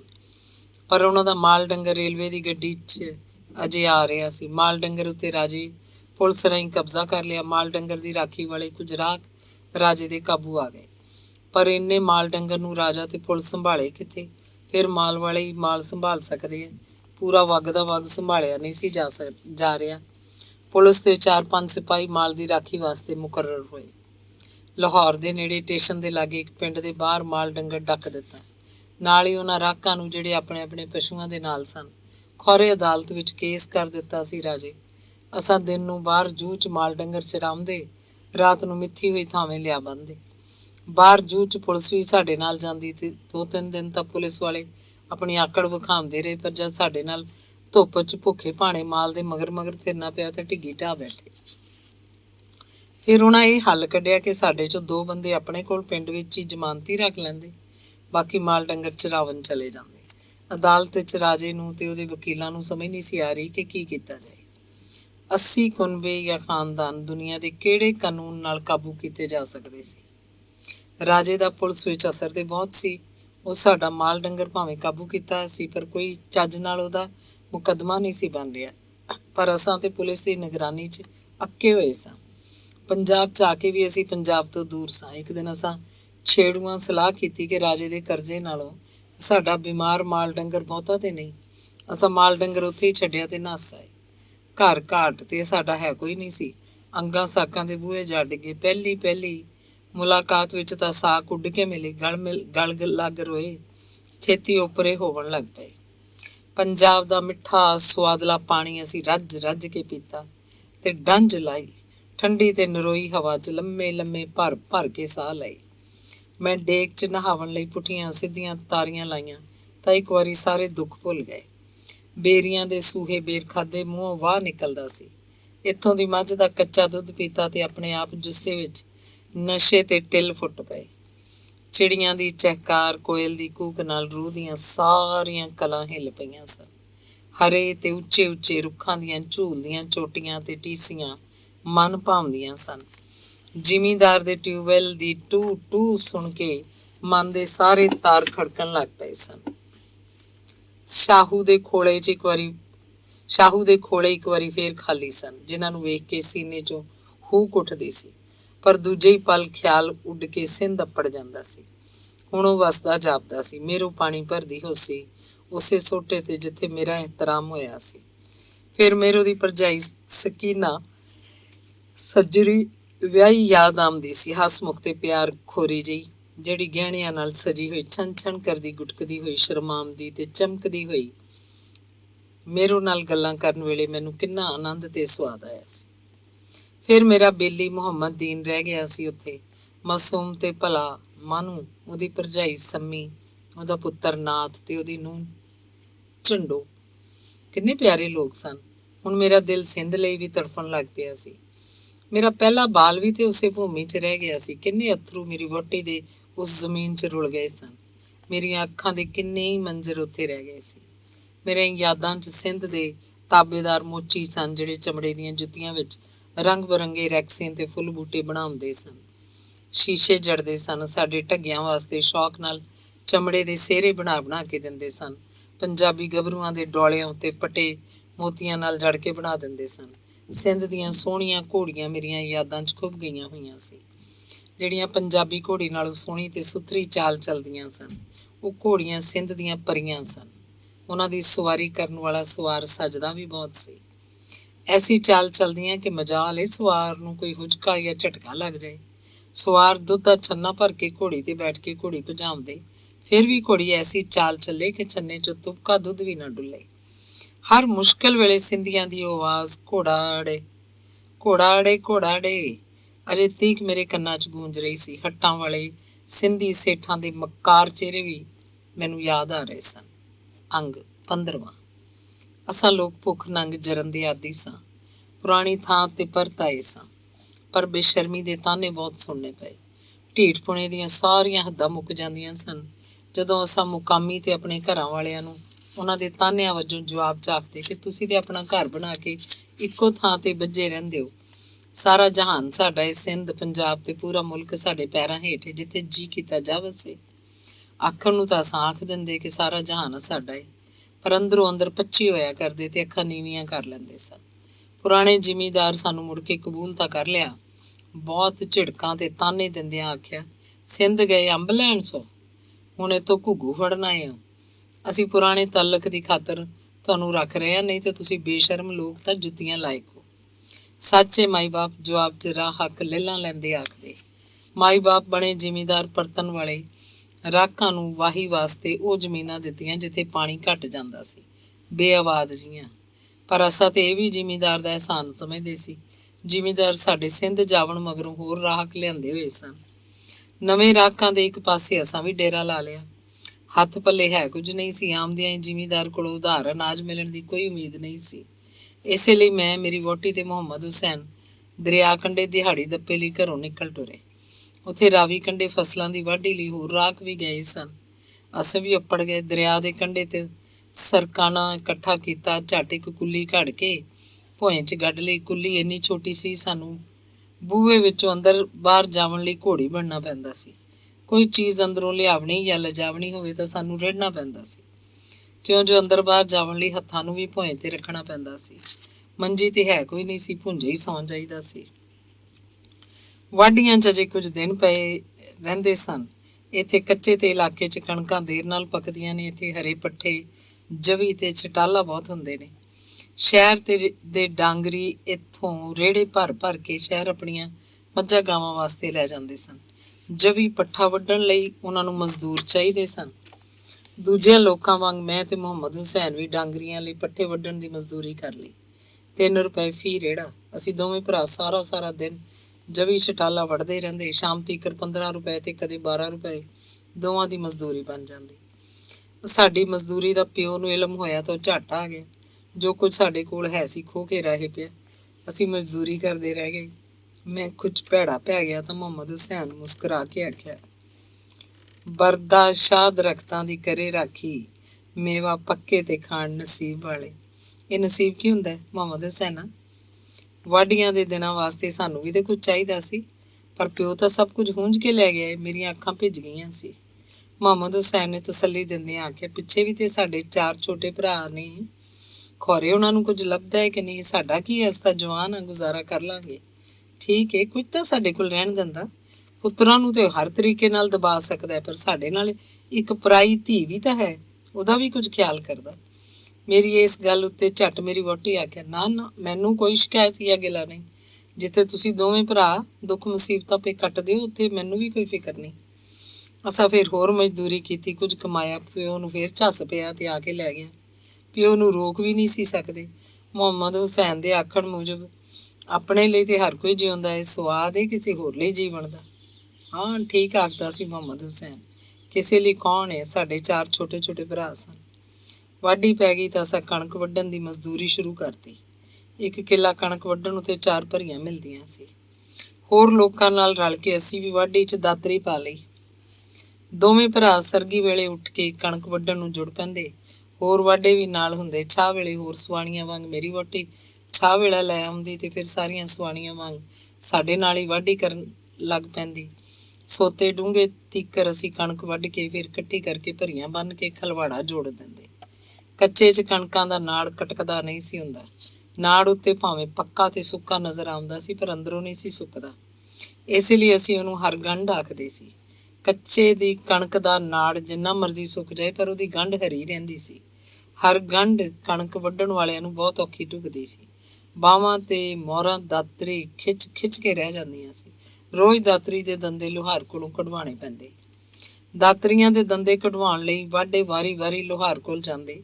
ਇੰਜ ਸ਼ਹਿਰ ਬਾਬੂ ਸਾਬੂ ਵਿੱਚ ਦਾਤਰੀ ਦੇ ਦੰਦਿਆਂ ਵਾਸਤੇ ਕੋਈ ਤੇ ਕਦੀ ਕਦੀ ਕੋਈ ਜਾਂਦਾ। ਘਰ ਵਾਸਤੇ ਕੁਝ ਸੌਦਾ ਸੂਤ ਵੀ ਲੈ ਆਇਆ ਕਰਦਾ ਸੀ ਤੇ ਸਾਹ ਵੀ ਨਿਕਲ ਜਾਂਦਾ ਸੀ। ਬਾਊ ਸਾਬੋ ਦੇ ਲੋਕਾਂ ਦਾ ਰਹਿਣ ਸਹਿਣ ਹੀ ਅੱਡ ਸੀ। ਕੁਝ ਲੋਕ ਤਾਂ ਵਾਹੀ ਬੀਜੀ ਕਰਦੇ, ਕੁਝ ਵਪਾਰ ਤੇ ਕੁਝ ਖੌਰੇ ਨੌਕਰੀਆਂ ਜਾਂ ਮੁਲਾਜ਼ਮਤਾਂ ਵੀ ਕਰਦੇ। ਨਾਲ ਹੀ ਬੱਕਰ ਮੰਡੀ ਤੇ ਕਮੇਲਾ ਵੀ। ਬਾਊ ਸਾਬੋ ਦੀਆਂ ਕੁੜੀਆਂ ਜਿਹੜੀਆਂ ਸਕੂਲਾਂ ਜਾਂ ਕਾਲਜਾਂ 'ਚ ਪੜ੍ਹਦੀਆਂ ਸੀ, ਉਹਨਾਂ ਦੇ ਦੁਪੱਟੇ ਸਿਰ ਦੀ ਬਜਾਏ ਗਲ 'ਚ ਹੁੰਦੇ ਤੇ ਸੁਰਖੀ ਪਾਊਡਰ ਦੀ ਵਰਤੋਂ ਵੀ ਆਮ ਕਰਿਆ ਕਰਦੀਆਂ ਸੀ। ਜਿਹੜੀਆਂ ਸੁਆਣੀਆਂ ਤੇ ਵੱਡੀ ਉਮਰ ਦੀਆਂ ਸੀ, ਉਹਨਾਂ ਦਾ ਬਾਣਾ ਤੇ ਟੁਰਨਾ ਫਿਰਨਾ ਅਜੇ ਵਾਹੀਵਾਨਾਂ ਵਾਲਾ ਹੀ ਸੀ, ਪਰ ਸਾਬੋ ਫਿਰ ਵੀ ਵਧੀਆ ਤੇ ਬਹੁਤ ਆਲਾ ਸੀ। ਜਿਹੜੇ ਜ਼ਿਮੀਂਦਾਰਾਂ ਦੇ ਡੇਰੇ ਤੇ ਅਸੀਂ ਵਾਢੀ ਲਈ ਗਏ ਸੀ, ਉਹਦੀ ਇੱਕੋ ਇੱਕ ਕੁੜੀ ਫਜ਼ਲਾਂ ਸੀ। ਫਜ਼ਲਾਂ 12ਵੀਂ ਜਮਾਤੇ ਪੜ੍ਹਦੀ ਸੀ। ਆਪਣੀਆਂ ਸਹੇਲੀਆਂ ਨਾਲ ਜਦੋਂ ਵਾਢੀ ਵੇਖਣ ਆਉਂਦੀ ਤਾਂ ਬਹੁਤ ਭਲੀ ਲੱਗਿਆ ਕਰਦੀ ਸੀ। ਗੱਲ ਗੱਲ 'ਚੋਂ ਫਾਰਸੀ ਦੇ ਸ਼ੇਰ ਬੋਲਿਆ ਕਰਦੀ ਸੀ ਤੇ ਖੁੱਲ੍ਹ ਕੇ ਹੱਸਦੀ ਤਾਂ ਫੁੱਲ ਕਿਰਦੇ ਜਾਪਦੇ ਸਨ। ਕਿਸੇ ਨੂੰ ਵੀ ਉਹ ਅਪਰਾਮ ਦੀ ਨਹੀਂ ਸੀ ਜਾਂ ਖੌਰੇ ਵਾਢਿਆਂ ਨੂੰ ਇਨਸਾਨ ਹੀ ਨਾ ਸਮਝਦੀ ਹੋਵੇ। ਵਾਢੇ ਵੀ ਤਾਂ ਉਹਨਾਂ ਦੇ ਘਰੋਂ ਲੱਸੀ ਮੰਗ ਲਿਆਉਂਦੇ ਸਨ, ਅਚਾਰ ਲੈ ਆਇਆ ਕਰਦੇ ਸੀ। ਕਦੇ ਕਦੇ ਕੋਈ ਲੱਥਾ ਲਾਹਣਾ ਲੀੜਾ ਵੀ ਮੰਗ ਲਿਆਉਂਦੇ। ਉਸ ਵੇਲੇ ਮੈਨੂੰ ਪੰਜਾਬੀ ਵਾਢੇ ਤੇ ਆਮ ਸਿੰਧੀ ਮਾਨਵਾਂ 'ਚ ਕੋਈ ਫਰਕ ਮਾਲੂਮ ਨਹੀਂ ਸੀ ਹੁੰਦਾ। ਮਸਕੀਨ ਤੇ ਦਾਨ ਲੈਣ ਵਾਲੀਆਂ ਉਡੀਕਣਹਾਰ ਅੱਖਾਂ, ਗੱਲ ਗੱਲ ਤੇ ਤਰਲੇ ਲੈਂਦੀ ਜੀਭ ਤੇ ਝੁਕ ਜਾਂਦਾ ਸੀਸ, ਇਹ ਸਾਰਾ ਕੁਝ ਮੇਰੇ ਜੁੱਸੇ, ਰੂਹ ਤੇ ਦਿਮਾਗ ਤੇ ਡਾਢੇ ਫੱਟ ਲਾ ਰਿਹਾ ਸੀ। ਪਰ ਮੈਂ ਚੁੱਪ ਹੋਇਆ ਸਾਂ। ਹਿਆਤੀ ਦਾ ਖੂਹ ਗੇੜਨ ਲਈ ਤੇ ਇੱਕੋ ਥਾਂ ਤੇ ਘੁੰਮ ਉੱਥੇ ਟੁਰੀ ਜਾਂਦਾ ਸੀ, ਬਸ ਟੁਰੀ ਜਾਂਦਾ ਸੀ। ਵਾਢੀਆਂ ਮੁੱਕਣ ਮਗਰੋਂ ਮੁਹੰਮਦ ਹੁਸੈਨ ਤੇ ਉਹਦੀ ਭਰਜਾਈ ਪਰਤ ਆਏ ਸਨ ਤੇ ਮੈਂ ਅਜੇ ਉੱਥੇ ਹੀ ਸਾਂ ਤਾਂ ਜੋ ਮਜ਼ਦੂਰੀ 'ਚ ਕਮਾਈਆਂ ਭਰੀਆਂ ਨੂੰ ਗਾਹ ਕੇ ਦਾਣੇ ਲੈ ਆਵਾਂ। 1 ਹਫ਼ਤੇ ਮਗਰੋਂ ਮੇਰਾ ਵੀ ਕੰਮ ਮੁੱਕ ਗਿਆ ਤਾਂ ਮੈਂ ਵੀ 2 ਮਾਣੀਆਂ 15 ਮਣ ਦਾਣੇ ਲੈ ਕੇ ਘਰ ਪਰਤ ਆਇਆ। ਨਵੇਂ ਰਹਿੰਦੇ ਲੋਕ ਜਿਹੜੇ ਸਾਡੇ ਵਾਲੇ ਜ਼ਿਮੀਂਦਾਰ ਰਾਖ ਬਿਠਾਏ ਸਨ, ਗੁਜਰਾਂ ਵਾਲੇ ਦੇ ਕਿਸੇ ਪਿੰਡ ਦੇ ਵਸਨੀਕ ਸਨ।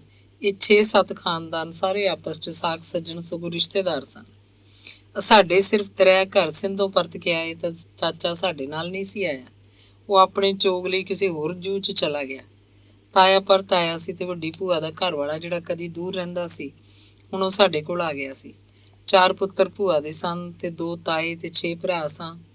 ਅਸੀਂ ਸਾਂ, ਤਾਏ ਦੀਆਂ ਕੁੜੀਆਂ ਵੀ ਹੈ ਸਨ, ਭੂਆ ਦੀਆਂ ਧੀਆਂ ਵੀ ਸਨ, ਪਰ ਸਾਡੀ ਕੋਈ ਭੈਣ ਨਹੀਂ ਸੀ। ਭੂਆ ਦੇ 3 ਪੁੱਤਰ ਗੱਭਰੂ ਸਨ, ਤਾਏ ਦੇ 2 ਤੇ ਦੋਵੇਂ ਭਰਾ, ਅਸੀਂ ਵੀ ਗੱਭਰੂ ਸਾਂ। ਬਾਕੀ ਦੇ ਸਾਡੇ ਭਰਾ ਜੇ ਛੋਟੇ ਸਨ। ਗੁੱਜਰਾਂ ਵਾਲੇ ਤੋਂ ਆਏ ਲੋਕਾਂ ਦੇ 8-10 ਮੁੰਡੇ ਗੱਭਰੂ ਸਨ, 5-6 ਮੁਟਿਆਰ ਹੋਈਆਂ ਕੁੜੀਆਂ ਵੀ ਸਨ। ਵੇਖਣ 'ਚ ਲੋਕ ਸੁਘੜ ਤੇ ਮਿਹਨਤੀ ਜਾਪਦੇ ਸਨ। ਕੁਝ ਔਖੇ ਤੇ ਝਗੜਾਲੂ ਵੀ ਮਾਲੂਮ ਹੁੰਦੇ ਸੀ। ਉਹਨਾਂ ਆਪਣੇ ਰਹਿਣ ਵਾਸਤੇ ਕੁੱਲੀਆਂ ਨਹੀਂ ਬਣਾਈਆਂ, ਕੱਚੀ ਮਿੱਟੀ ਦੇ ਕੋਠੇ ਬਣਾਏ ਸਨ। 4 ਦੀਵਾਰੀ ਤੇ ਵਿਹੜਾ ਵੀ ਰੱਖਦੇ ਸਨ। ਉਹਨਾਂ ਦੀ ਵੇਖਾ ਵੇਖੀ ਅਸੀਂ ਵੀ ਕੋਠੇ ਬਣਾਏ ਤੇ ਵਿਹੜੇ ਵੀ ਰੱਖੇ। ਇਹ ਲੋਕ ਜ਼ਿਆਦਾ ਮਜ਼੍ਹਬੀ ਸਨ। ਇਹਨਾਂ ਵਿੱਚੋਂ ਅੱਧਿਆਂ ਨਾਲੋਂ ਜ਼ਿਆਦਾ ਲੋਕ ਨਮਾਜ਼ ਪੜ੍ਹਦੇ, ਕੁਰਾਨ ਸ਼ਰੀਫ ਦੀ ਤਲਾਵਤ ਵੀ ਕੀਤਾ ਕਰਦੇ। ਉਹਨਾਂ ਦੇ ਰਹਿਣ ਸਹਿਣ ਤੇ ਉੱਠਣ ਬਹਿਣ ਦੇ ਪੱਕਾ ਨਹੀਂ ਸੀ ਮਾਲੂਮ ਹੁੰਦਾ ਕਿ ਇਹ ਲੋਕ ਸੱਚੀ ਸੁੱਚੀ ਇੰਜ ਦੇ ਸਨ ਜਾਂ ਇੱਥੇ ਆ ਕੇ ਬਨਾਵਟੀ ਵਿਖਾੜਾ ਪੇ ਕਰਦੇ ਸਨ, ਜਾਂ ਇਸ ਜੂਹ 'ਚ ਆਪਣੇ ਆਪ ਨੂੰ ਮੁਅੱਜ਼ਜ਼ ਤੇ ਸੁਘੜ ਮਨਵਾਉਣਾ ਚਾਹੁੰਦੇ ਸਨ। ਉਹਨਾਂ ਦੇ ਬੋਲਣ ਵੇਲੇ ਗੱਲਬਾਤ ਤੇ ਸ਼ੱਕ ਪੈਂਦਾ ਸੀ ਕਿ ਇੰਜ ਦਾ ਬੋਲਣਾ ਇਹਨਾਂ ਨੂੰ ਔਖਾ ਲੱਗਦਾ ਹੈ, ਇਸੇ ਲਈ ਕਿਸੇ ਸਾਹਮਣੇ ਘੱਟ ਹੀ ਬੋਲਦੇ ਸਨ। ਇਹ ਮਰਦ ਲੋਕ ਆਪਣੇ ਆਪ ਨੂੰ ਤਮੀਜ਼ ਵਾਲਾ ਸਾਬਤ ਕਰਨ ਲਈ ਜਾਂ ਵਿਖਾਵਣ ਲਈ ਹਰ ਕਿਸੇ ਨਾਲ ਔਹ ਕੇ ਮਿਲਦੇ, ਮਿੱਠਾ ਬੋਲਦੇ, ਯਾਰਾਨਾ ਗੰਢਣ ਦਾ ਯਤਨ ਕਰਦੇ। ਇਹਨਾਂ ਦੀਆਂ ਸੁਆਣੀਆਂ ਮੁਟਿਆਰਾਂ ਜ਼ਰਾ ਖੁੱਲ੍ਹੇ ਸੁਭਾਅ ਦੀਆਂ ਸਨ, ਐਵੇਂ ਹੱਸਦੀਆਂ, ਮੁਸਕਰਾਉਂਦੀਆਂ, ਦੰਦ ਕੱਢਦੀਆਂ, ਆਪਣੇ ਆਪ ਨੂੰ ਖੁਸ਼ਹਾਲ ਤੇ ਸੋਹਣੇ ਸੁਭਾਅ ਦਾ ਚੇਤਾ ਕਰਾਉਂਦੀਆਂ ਜਾਪਦੀਆਂ। ਇਹਨਾਂ ਦਾ ਰੰਗ ਰੂਪ ਮਨ ਖਿੱਚਵਾਂ ਤੇ ਨਹੀਂ ਸੀ, ਪਰ ਇਹ ਮੁਟਿਆਰਾਂ ਤੇ ਸੁਆਣੀਆਂ ਆਪਣੇ ਆਪ ਨੂੰ ਸਾਫ਼ ਸੁਥਰਾ ਰੱਖਣ 'ਚ ਕਾਫੀ ਹੁਸ਼ਿਆਰ ਸਨ।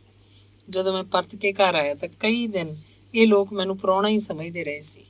ਉਹਨਾਂ ਮੈਨੂੰ ਪਹਿਲੇ ਨਹੀਂ ਸੀ ਵੇਖਿਆ ਹੋਇਆ। ਮੇਰੀ ਵਹੁਟੀ ਨੂੰ ਉਹ ਮੇਰੀ ਮਾਂ ਦੀ ਧੀ ਸਮਝਦੇ ਸੀ। ਮੇਰੇ ਪਿਓ ਦਾ ਟੱਬਰ ਬਹੁਤ ਵੱਡਾ ਸੀ, 6 ਭਰਾ ਸੀ ਅਸੀਂ। ਰੋਜ਼ ਦੇ ਆਟੇ ਦਾ ਖਰਚ ਹੀ ਬਹੁਤ ਸੀ, ਬਾਕੀ ਲੋੜਾਂ ਤੇ ਵੱਖ ਸਨ। ਨਵਾਂ ਲੀੜਾ ਲੱਤਾ ਜੁੱਤੀ ਦਾ ਖਿਆਲ ਹੀ ਕਦੇ ਨਹੀਂ ਸੀ ਆਉਂਦਾ। ਰਾਕਾਂ ਦੀਆਂ ਸੁਆਣੀਆਂ ਤੇ ਪਹਿਲੇ ਹੀ ਪੈਰੋਂ ਨੰਗਾ ਰਹਿਣਾ ਹਿੱਲੀਆਂ ਹੁੰਦੀਆਂ ਨੇ। ਮੇਰੀ ਮਾਂ ਮੇਰੀ ਵਹੁਟੀ ਵਾਸਤੇ ਇੱਕ ਨਵੀਂ ਜੁੱਤੀ ਖਰੀਦ ਕੇ ਲਿਆਂਦੀ।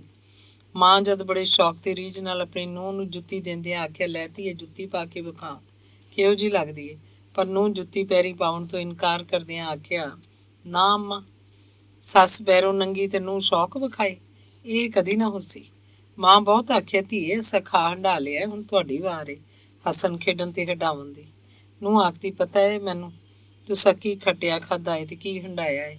ਰੀਝ ਨਾਲ ਲਿਆਉਂਦੀ ਜੁੱਤੀ ਮਾਂ ਆਪਣੇ ਹੀ ਪੈਰੀ ਪਾ ਕੇ ਜੂਠੀ ਕਰਕੇ ਕੁਝ ਦਿਨਾਂ ਮਗਰੋਂ ਮੇਰੀ ਵਹੁਟੀ ਨੂੰ ਦੇ ਦਿੱਤੀ। ਸੱਸ ਦੀ ਜੂਠੀ ਜੁੱਤੀ ਨੂੰ ਖੁਸ਼ੀ ਨਾਲ ਪਾ ਲਈ ਤੇ ਫਿਰ ਉਹ ਰੀਝਾਂ ਵਾਲੀ ਜੁੱਤੀ ਕਈ ਸਾਲ ਸਾਡੇ ਘਰ ਰਹੀ।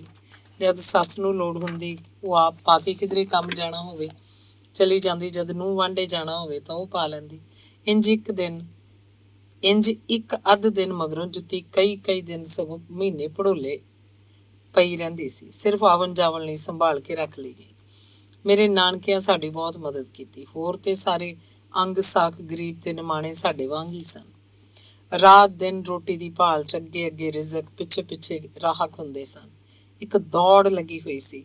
ਰਿਜ਼ਕ ਫੜਾਈ ਨਹੀਂ ਸੀ ਦੇ ਰਿਹਾ ਤੇ ਰਾਹਕ ਪਿੱਛਾ ਨਹੀਂ ਸੀ ਛੱਡਦੇ। ਖੌਰੇ ਕਦੋਂ ਤੋਂ ਇਹ ਦੌੜ ਲੱਗੀ ਹੋਈ ਸੀ ਤੇ ਕਦੋਂ ਤੀਕ ਲੱਗੀ ਰਹੇਗੀ। ਮੇਰੇ ਨਾਨਕਿਆਂ ਅਨਾਜ ਦੇ ਨਾਲ ਸਾਨੂੰ ਇੱਕ ਗੱਡ ਵੀ ਖਰੀਦ ਕੇ ਲੈ ਦਿੱਤੀ ਸੀ। ਸਾਡੀ ਗੱਡ ਤੇ ਮਾਲ ਡੰਗਰ ਉੱਥੇ ਰਾਜੀ ਖੋਲਿਆ ਸੀ। ਵਾਹੀ ਕਰਨ ਲਈ ਸਾਡੇ ਕੋਲ ਹੋਰ ਕੋਈ ਵਸੀਲਾ ਵੀ ਤੇ ਨਹੀਂ ਸੀ। ਉਧਾਰ ਦੀ ਇੱਕ ਜੋਗ ਕਿਧਰੋਂ ਮੇਰੇ ਪਿਓ ਨੇ ਲੈ ਆਉਂਦੀ ਸੀ। ਇੱਕ ਜੋਗ ਤੇ ਗੱਡ ਨਾਨਕਿਆਂ ਵੱਲੋਂ ਮਿਲ ਗਈ। ਅਸੀਂ ਦੋਵੇਂ ਭਰਾ ਫਿਰ ਚੁੱਪ ਗਏ। ਕਦੀ ਹਲ ਵਾਹੁੰਦੇ, ਕਦੀ ਗੱਡ। ਰਾਤ ਦਿਨ ਇਹੀ ਕੰਮ ਸੀ।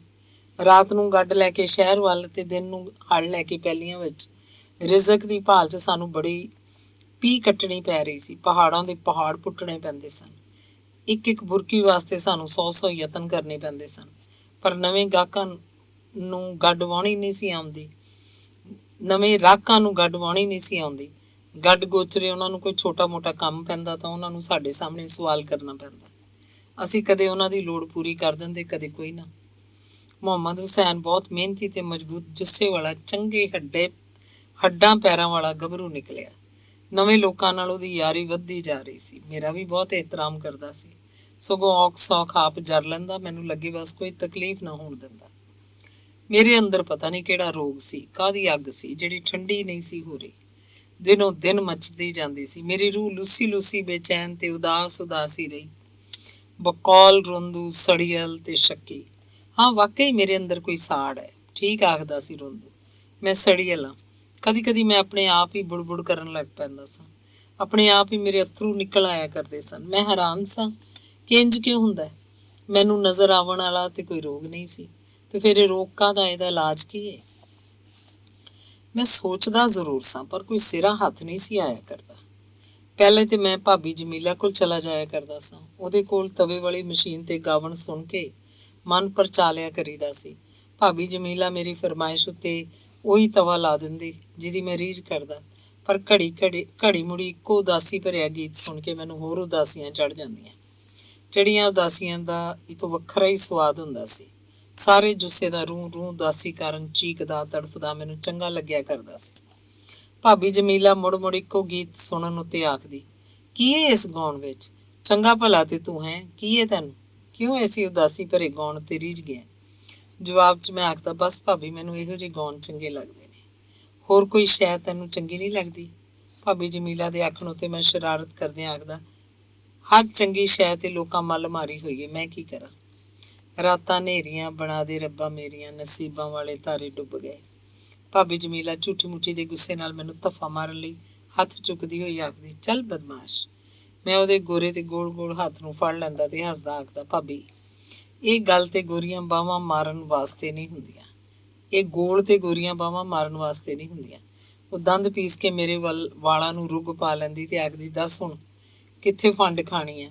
ਮੈਂ ਹੌਕਾ ਭਰ ਕੇ ਆਖਦਾ, ਦਿਲ ਉੱਤੇ ਤੇ ਅੱਗੇ ਹੀ ਬਹੁਤ ਸੱਟਾਂ ਵੱਜੀਆਂ ਹੋਈਆਂ ਨੇ, ਹੋਰ ਕੋਈ ਥਾਂ ਇਸ ਲਾਇਕ ਨਹੀਂ ਕਿ ਤੇਰੇ ਸੋਹਣੇ ਹੱਥਾਂ ਨਾਲ ਮੇਲ ਖਾਵੇ। ਪਰ ਭਾਬੀ, ਤੇਰੀਆਂ ਮੋਟੀਆਂ ਮੋਟੀਆਂ ਅੱਖਾਂ ਬਹੁਤ ਖੂਬਸੂਰਤ ਨੇ, ਸੱਚੀ ਬਹੁਤ ਸੋਹਣੀਆਂ ਲੱਗਦੀਆਂ ਨੇ।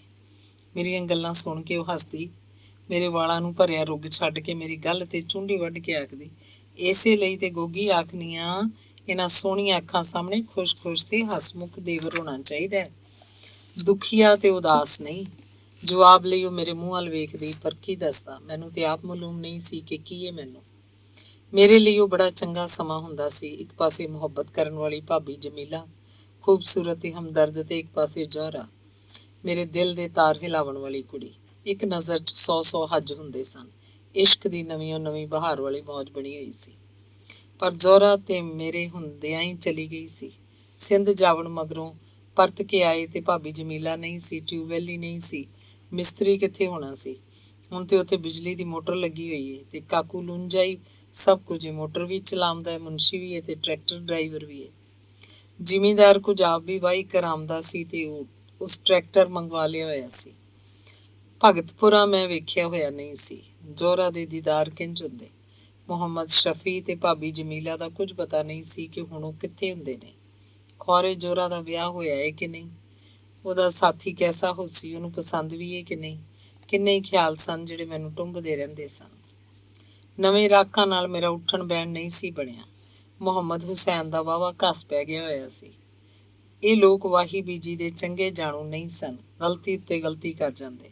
ਉਂਝ ਮਿਹਨਤੀ ਬਹੁਤ ਸਨ। ਮਾਲੂਮ ਹੋਇਆ ਕਿ ਇਹ ਲੋਕ ਪਿਛਲੇ ਪਿੰਡ ਰਾਹਕ ਨਹੀਂ ਸਨ, ਉੱਥੋਂ ਦੇ ਖੇਤ ਮਜ਼ਦੂਰ ਸਨ। ਵਾਹੀ ਦੀ ਸਮਝ ਨਾ ਆਵਣ ਕਾਰਨ ਤੇ ਕੁਝ ਜ਼ਿਮੀਂਦਾਰ ਦੇ ਲੋਭੂ ਰਵੱਈਏ ਪਾਰੋਂ ਉਹਨਾਂ ਵਿੱਚੋਂ ਕੁਝ ਲੋਕ ਉੱਠ ਉੱਠ ਕੇ ਜਾ ਰਹੇ ਸਨ। ਉਹਨਾਂ ਦੀ ਇੱਕ ਕੁੜੀ ਸ਼ੈਦਾ ਮੇਰੇ 'ਚ ਦਿਲਚਸਪੀ ਲੈਂਦੀ ਸੀ, ਪਰ ਮੈਂ ਕਿਸੇ ਵਿੱਚ ਵੀ ਧਿਆਨ ਨਹੀਂ ਸੀ ਰੱਖਦਾ। ਸ਼ੈਦਾ ਮੇਰੀ ਵਹੁਟੀ ਦੇ ਨੇੜੇ ਹੋਣ ਦਾ ਯਤਨ ਕਰਦੀ ਸੀ, ਪਰ ਮੇਰੀ ਵਹੁਟੀ ਕੋਲ ਇੰਨਾ ਵੇਲਾ ਹੀ ਨਹੀਂ ਸੀ ਕਿ ਉਹ ਆਸ਼ਿਕ ਮਿਜਾਜ਼ ਕੁੜੀਆਂ ਨਾਲ ਗੱਪਾਂ ਮਾਰੇ। ਉਹ ਤਾਂ ਘਰੋਗਣ ਤੇ ਅਣਖੀ ਜਨਾਨੀ ਸੀ, ਹਰ ਵੇਲੇ ਆਪਣੇ ਕੰਮ ਨਾਲ ਕੰਮ। ਉਹਨਾਂ ਦਿਨਾਂ 'ਚ ਮੈਂ ਪੁੱਠੇ ਸਿੱਧੇ ਜੋੜਨ ਲੱਗ ਪਿਆ ਸਾਂ। ਫਜ਼ੂਲ ਤੇ ਬੇਸੁਆਦੇ ਜੇ ਪੰਜਾਬੀ ਦੇ ਕਿੱਸੇ ਪੜ੍ਹਦਾ, ਸ਼ੇਅਰਾਂ ਦਾ ਮਤਲਬ ਸਮਝ ਕੇ ਹੋਰ ਉਦਾਸੀ ਵੱਧ ਜਾਂਦੀ ਸੀ। 12 ਮਾਹ ਮੁਸਾਫਰ ਦੇ ਤਾਂ ਮਨ ਨੂੰ ਬਹੁਤ ਭਾਉਂਦੇ ਸਨ। ਸਾਰੀ ਕਿਤਾਬ ਮੈਨੂੰ ਜ਼ੁਬਾਨੀ ਯਾਦ ਸੀ, ਜਦ ਜੀ ਕਰਦਾ ਉਹੀ ਗੁਣਗੁਣਾ ਲੈਂਦਾ ਸਾਂ। ਘਰ ਆ ਮੁਸਾਫਰਾ ਤੁਧ ਬਾਝੋਂ, ਮੰਦਾ ਹਾਲ ਤੇ ਜ਼ੁਲਫਾਂ ਖੁੱਲੀਆਂ ਨੇ। ਆਪਣਾ ਜੋੜ ਵੀ ਸਵਾਦ ਦਾ ਕੋਈ ਨਹੀਂ ਸੀ ਜੁੜਦਾ ਮੈਥੋਂ। ਇਸ ਬੇਸਵਾਦੀ ਉੱਤੇ ਮੈਨੂੰ ਖਿੱਚ ਚੜ੍ਹ ਜਾਂਦੀ। ਫਿਰ ਕਈ ਰੋਜ਼ ਖਿੱਚ ਚੜ੍ਹੀ ਰਹਿੰਦੀ ਸੀ। ਸ਼ਾਹੂ ਦੇ ਖਾਲੀ ਖੋਲੇ ਤੇ ਉਜੜੇ ਟਿਊਬਵੈਲ ਨੂੰ ਵੇਖ ਕੇ ਮੇਰੇ ਅੰਦਰ ਦੀ ਵੀਰਾਨੀ ਹੋਰ ਵੱਧ ਜਾਇਆ ਕਰਦੀ ਸੀ। ਸ਼ੈਦਾ ਮੇਰੇ ਨਾਲ ਮੁਲਾਕਾਤ ਦੇ ਬਹਾਨੇ ਲੱਭਦੀ ਰਹਿੰਦੀ ਸੀ। ਪਰ ਉਹਦਾ ਕੋਈ ਦਾਅ ਨਹੀਂ ਸੀ ਲੱਗ ਰਿਹਾ। ਭਲਾ ਭਲਾ ਉਹਦਾ ਦਾਅ ਲੱਗਦਾ ਵੀ ਕਿੰਜ? ਰਾਤ ਦਿਨ ਤੇ ਮੈਨੂੰ ਵੇਲ ਹੀ ਨਹੀਂ ਸੀ। ਜੇ ਕਦੀ ਵੇਲ ਹੋਈ ਤਾਂ ਘਰੋਂ ਬਾਹਰ ਨਿਕਲਦਾ ਹੀ ਨਹੀਂ ਸੀ। ਮੇਰੀ ਦਿਲਚਸਪੀ ਵਾਸਤੇ ਪੂਰੀ ਜੂਝ 'ਚ ਹੈ ਹੀ ਕੁਝ ਨਹੀਂ ਸੀ। ਕੋਈ ਦਿਲ ਦਾ ਮਹਿਰਮ ਨਹੀਂ ਸੀ। ਚਾਚਾ ਲੰਡੂ ਵੀ ਤੇ ਨਹੀਂ ਸੀ। ਹਾਂ, ਉਹਨੂੰ ਮਿਲਣ ਲਈ ਬਹੁਤ ਜੀਅ ਕਰਦਾ ਸੀ। ਸੁਣੀਂਦਾ ਸੀ ਕਿ ਉਸ ਹੋਸ਼ਾਂ ਨਾਲ ਸੁਲ੍ਹਾ ਕਰ ਲਈ ਹੋਈ ਹੈ ਤੇ ਹੁਣ ਉਹਦੇ ਉੱਤੇ ਕੋਈ ਗਿਲਾ ਨਹੀਂ ਕਰਦਾ। ਬੇਸ਼ੱਕ ਉਹ ਆਪਣੇ ਪਹਿਲੇ ਖੌਂਦ ਕੋਲ ਹੀ ਵਸ ਗਈ ਹੈ। ਹੈਰਾਨੀ ਦੀ ਗੱਲ ਸੀ, ਮੈਂ ਇਹ ਜਾਣਨ ਲਈ ਤੇ ਮਿਲਣਾ ਚਾਹੁੰਦਾ ਸਾਂ ਕਿ ਲੰਡੂ ਦਾ ਦਿਲ ਕਿਵੇਂ ਮੰਨ ਗਿਆ। ਕੁਝ ਚਿਰ ਮਗਰੋਂ ਸ਼ੈਦਾਂ ਦਾ ਦਾਅ ਲੱਗ ਹੀ ਗਿਆ। ਮਾਂ ਨੂੰ ਬੁਖਾਰ ਹੋਇਆ ਤੇ ਕੁਝ ਲੰਮਾ ਹੀ ਹੋ ਗਿਆ। ਮੇਰੀ ਵਹੁਟੀ ਨੂੰ ਬਾਹਰ ਦੇ ਕੰਮਾਂ ਲਈ ਜਾਣਾ ਪੈਂਦਾ ਸੀ ਤੇ ਸ਼ੈਦਾ ਮੇਰੀ ਮਾਂ ਨੂੰ ਮਾਸੀ ਆਖਦੀ ਹੋਈ ਮੁੱਠੀ ਚਾਪੀ ਕਰਨ ਬਹਿ ਜਾਇਆ ਕਰਦੀ ਸੀ। ਸ਼ੈਦਾਂ ਦੇ ਘਰ ਆ ਜਾਵਣ ਨਾਲ ਕਿਸੇ ਨਾਲ ਇੱਕ ਦਿਨ ਆਹਮਣਾ ਸਾਹਮਣਾ ਹੋ ਹੀ ਗਿਆ। ਮੈਨੂੰ ਸਾਹਮਣੇ ਵੇਖ ਕੇ ਬਿਨਾਂ ਕਿਸੇ ਝਾਕੇ ਜਾਂ ਸ਼ਰਮ ਦੇ ਬੋਲੀ, ਅਸਾਂ ਵੀ ਤੇਰੇ ਪਿਆਰ ਦੇ ਭੁੱਖੇ ਹਾਂ। ਉਸ ਇੰਨੀ ਬੇਸ਼ਰਮੀ ਤੇ ਨਖਰੇ ਨਾਲ ਆਖਿਆ ਕਿ ਮੈਨੂੰ ਕਰਾਹਤ ਹੋਈ ਉਹਦੇ ਕੋਲੋਂ ਤੇ ਮੂੰਹ ਵੱਟ ਕੇ ਲੰਘ ਗਿਆ। ਪਰ ਉਸ ਮੇਰੀ ਮਾਂ ਕੋਲੋਂ ਆਣਾ ਜਾਣਾ ਨਾ ਛੱਡਿਆ। ਇੰਝ ਹੀ ਬੇਮਕਸਦ ਵੇਲਾ ਲੰਘਦਾ ਰਿਹਾ। ਸਵੇਰ ਨੂੰ ਸ਼ਾਮ ਤੇ ਸ਼ਾਮ ਨੂੰ ਸਵੇਰ ਉਡੀਕਦੀ ਹੋਈ ਇੱਕ ਦਿਨ ਖਬਰ ਮਿਲੀ ਕਿ ਮਾਮਾ ਅਨਾਇਤ ਮਰ ਗਿਆ ਹੈ। ਮਾਮਾ ਅਨਾਇਤ ਸਾਡੀ ਮਾਂ ਨਾਲ ਬਹੁਤ ਮੁਹੱਬਤ ਕਰਦਾ ਸੀ। ਦੋਵੇਂ ਭੈਣ ਭਰਾ ਹੈ ਸਨ, ਇੱਕੋ ਕੱਦ ਕਾਠ ਤੇ ਹਮਸ਼ਕਲ। ਸਾਡੀ ਮਾਂ ਦੀ ਭੈਣ ਪਹਿਲੇ ਹੀ ਮਰ ਗਈ ਹੋਈ ਸੀ ਤੇ ਉਸ ਆਪਣੇ ਪਿੱਛੇ 2 ਧੀਆਂ ਤੇ ਇੱਕ ਪੁੱਤਰ ਛੱਡ ਗਈ, ਰੋਂਦੇ ਛੱਡੇ ਸਨ। ਮਾਂ ਨੂੰ ਪਹਿਲੇ ਹੀ ਭੈਣ ਦੇ ਬਾਲਾਂ ਦਾ ਦੁੱਖ ਸੀ ਤੇ ਉੱਤੋਂ ਭਰਾ ਦੇ ਬਾਲ ਯਤੀਮ ਹੋਏ। ਕਾਸਮ ਦੇ ਪਿਓ ਦੂਜੀ ਸ਼ਾਦੀ ਕਰ ਲਈ ਸੀ। ਕਾਸਮ ਆ ਕੇ ਮਤਰੇਈ ਮਾਂ ਦਾ ਸਲੂਕ ਮੇਰੀ ਮਾਂ ਨੂੰ ਸੁਣਾਉਂਦਾ ਤੇ ਬਹੁਤ ਦੁਖੀ ਹੋ ਜਾਇਆ ਕਰਦਾ ਸੀ। ਅਸੀਂ ਸਾਰੇ ਜੀ ਮਾਮੇ ਦੇ ਸੋਗ ਲਈ ਗਏ। ਮਾਂ ਵੀ ਬਹੁਤ ਰੋਈ ਤੇ ਮੈਂ ਵੀ। ਜਦ ਨਾਨੀ ਮੈਨੂੰ ਕਲਾਵੇ 'ਚ ਲੈ ਕੇ ਰੋਂਦਿਆਂ ਆਖਿਆ, ਵੇ ਗੋਗੀ, ਜਿਹੜੇ ਮਾਮੇ ਕੋਲੋਂ ਫਰਮਾਇਸ਼ਾਂ ਕਹਿ ਕੇ ਲੋੜੀਂਦੀਆਂ ਸ਼ੈਆਂ ਖੋਹ ਕੇ ਜਿੱਦ ਕਰਕੇ ਲੈ ਜਾਂਦਾ ਸੈਂ, ਉਹ ਤੇਰਾ ਮਾਮਾ ਸਾਨੂੰ ਛੱਡ ਗਿਆ ਏ। ਮੇਰੇ ਤੇ ਖੌਰੇ ਅੰਦਰ ਦਾ ਕੋਈ ਫੋੜਾ ਫਿਸ ਗਿਆ ਜਾਂ ਮੈਨੂੰ ਜਿਵੇਂ ਰੋਣ ਦਾ ਬਹਾਨਾ ਚਾਹੀਦਾ ਸੀ। ਮੈਂ ਭੁੱਬਾ ਮਾਰ ਕੇ ਰੋਇਆ। ਮੈਂ ਤੇ ਮੇਰੀ ਨਾਨੀ ਬਹੁਤ ਹੀ ਰੋਏ ਸਾਂ। ਸਾਨੂੰ ਗਸ਼ ਪੈਂਦੇ ਸਨ। ਮੇਰੇ ਦੂਜੇ ਮਾਮੇ ਮੇਰੇ ਤੇ ਨਾਨੀ ਦੇ ਮੂੰਹ 'ਚ ਪਾਣੀ ਪਾ ਕੇ ਹੋਸ਼ ਕਰਾਉਂਦੇ ਰਹੇ। ਮੇਰੀ ਗਸ਼ੀ ਦੇ ਦੌਰਿਆਂ ਦੌਰਾਨ ਮੇਰੀ ਮਾਂ ਦਾ ਰੋਣਾ ਘਟ ਗਿਆ ਸੀ। ਉਹਦੀ ਬਾਰ-ਬਾਰ ਨਜ਼ਰ ਮੇਰੇ ਵੱਲ ਹੀ ਰਹਿੰਦੀ ਸੀ। ਮੇਰੀ ਮਾਂ ਉੱਥੇ ਬਹੁਤ ਦਿਨ ਰਹਿਣਾ ਸੀ, ਪਰ ਮੇਰੀ ਹਾਲਤ ਵੇਖ ਕੇ ਨਾਨੀ ਮੈਨੂੰ ਤੇ ਮੇਰੀ ਮਾਂ ਨੂੰ ਉਸੇ ਦਿਨ ਘਰ ਵਾਪਸ ਘੱਲ ਦਿੱਤਾ ਸੀ। ਬਾਕੀ ਦੇ ਸਾਰੇ ਜੀਅ ਵੀ ਆ ਗਏ। ਘਰ ਆ ਕੇ ਵੀ ਕਈ ਦਿਨ ਮੈਂ ਲੁਕ ਲੁਕ ਕੇ ਰੋਂਦਾ ਰਿਹਾ ਸਾਂ। ਪਰ ਮੇਰੇ ਪਿਓ ਨੂੰ ਤੇ ਸਿਰਫ ਕੰਮ ਪਿਆਰਾ ਸੀ। ਉਹ ਵੀ ਕੋਈ ਦੂਜਾ ਕਰਕੇ ਦੇਵੇ। ਆਪ ਨਿਕੰਮਾ ਤੇ ਕੰਮ ਚੋਰ ਸੀ। ਕਦੇ ਹੱਡ ਭੰਨ ਕੇ ਕੰਮ ਨਾ ਕਰਨਾ ਤੇ ਗੱਲਾਂ ਬਹੁਤ। ਮਸੀਤ ਦੇ ਮਦਰਸੇ ਤੋਂ 2-4 ਕਿਤਾਬਾਂ ਪੜ੍ਹ ਗਿਆ ਸੀ ਤੇ ਪੂਰੇ ਖਾਨਦਾਨ 'ਚ ਦਾਨਾ ਬਣਿਆ ਹੋਇਆ ਸੀ। ਪਿਓ ਸਾਡਾ ਪੰਜਾਬੀ ਦੇ ਕਿੱਸੇ ਖੂਬ ਪੜ੍ਹ ਲੈਂਦਾ ਸੀ। ਉਰਦੂ ਵੀ ਮਾੜੀ ਮੋਟੀ ਆਉਂਦੀ ਸੀ। ਮਾੜਾ ਮੋਟਾ ਲਿਖ ਵੀ ਲੈਂਦਾ ਸੀ। ਪਤਾ ਨਹੀਂ ਕਿਉਂ ਮੈਨੂੰ ਆਪਣੇ ਪਿਓ ਨਾਲ ਕੋਈ ਉਣਸ ਨਹੀਂ ਸੀ, ਨਾ ਕਦੀ ਕੋਈ ਭਰਵਾਂ ਇਤਬਾਰ ਸੀ। ਉਹੋ ਹੀ ਕੰਮ, ਮਿਹਨਤ ਤੇ ਮੁਸ਼ੱਕਤ, ਵਾਹੀ ਤੇ ਗੱਡ, ਨਤੀਜਾ ਫਾਕੇ ਹੀ ਫਾਕੇ। ਤਾਇਆ ਇਸ ਤੰਗੀ ਕੋਲੋਂ ਘਬਰਾ ਕੇ ਫਕੀਰਾਂ ਨਾਲ ਟੁਰ ਗਿਆ। ਅੱਗੇ ਨਾਲੋਂ ਬਹੁਤੀ ਭੰਗ ਪੀਣ ਲੱਗ ਪਿਆ। ਕਦੀ ਘਰ ਆ ਜਾਂਦਾ, ਕਦੀ ਚਲਾ ਜਾਂਦਾ। ਉਹਦਾ ਸੁਭਾਅ ਆਕੜ ਹੋ ਗਿਆ ਸੀ। ਗੱਡ ਵਾਹੁਣਾ ਕੋਈ ਸੌਖਾ ਕੰਮ ਤੇ ਨਹੀਂ ਸੀ। ਚਿੱਕੜ ਖੋਬੇ 'ਚੋਂ ਕੱਢ ਕੇ ਮਾਲ ਗੱਡ ਉੱਤੇ ਲੱਦਣਾ ਤੇ ਫਿਰ ਜੂੰ ਦੀ ਟੋਰ ਸ਼ਹਿਰ ਨੂੰ ਚੱਲਣਾ, ਜਦਕਿ ਲੋਕ ਹਵਾਈ ਜਹਾਜ਼ਾਂ ਤੇ ਫਿਰਦੇ ਸਨ। ਮੀਂਹ ਕਣੀ ਹੋਵੇ, ਸਰਦੀ ਗਰਮੀ ਹੋਵੇ, ਸਾਡਾ ਲਿਬਾਸ ਇੱਕੋ ਹੀ ਸੀ, ਕੁਰਤਾ ਤੇ ਤਹਿਮਤ। ਕੁਰਤੇ ਦੇ ਥੱਲੇ ਸਲੋਕਾ, ਹੋਰ ਬਸ ਜਾਂ ਸਿਆਲ 'ਚ ਚਾਦਰ ਦੀ ਬੁੱਕਲ, ਉਹ ਵੀ ਆਮ ਚਾਦਰ, ਗਰਮ ਨਹੀਂ। ਜਰਸੀ ਸਵੈਟਰ ਤੇ ਅਸੀਂ ਕਦੀ ਦੇਖਿਆ ਹੀ ਨਹੀਂ ਸੀ। ਜਰਾਬਾਂ ਤੇ ਬਨੈਣ ਸਿਰਫ ਵਿਆਹ ਵੇਲੇ ਸਾਨੂੰ ਮਿਲੀਆਂ ਸਨ। ਵਿਆਹ ਦੇ ਮਗਰੋਂ ਜਾਂ ਪਹਿਲੇ ਚੀਜ਼ਾਂ ਤੇ ਅਸੀਂ ਸੁਪਨੇ 'ਚ ਨਹੀਂ ਸੀ ਵੇਖ ਸਕਦੇ।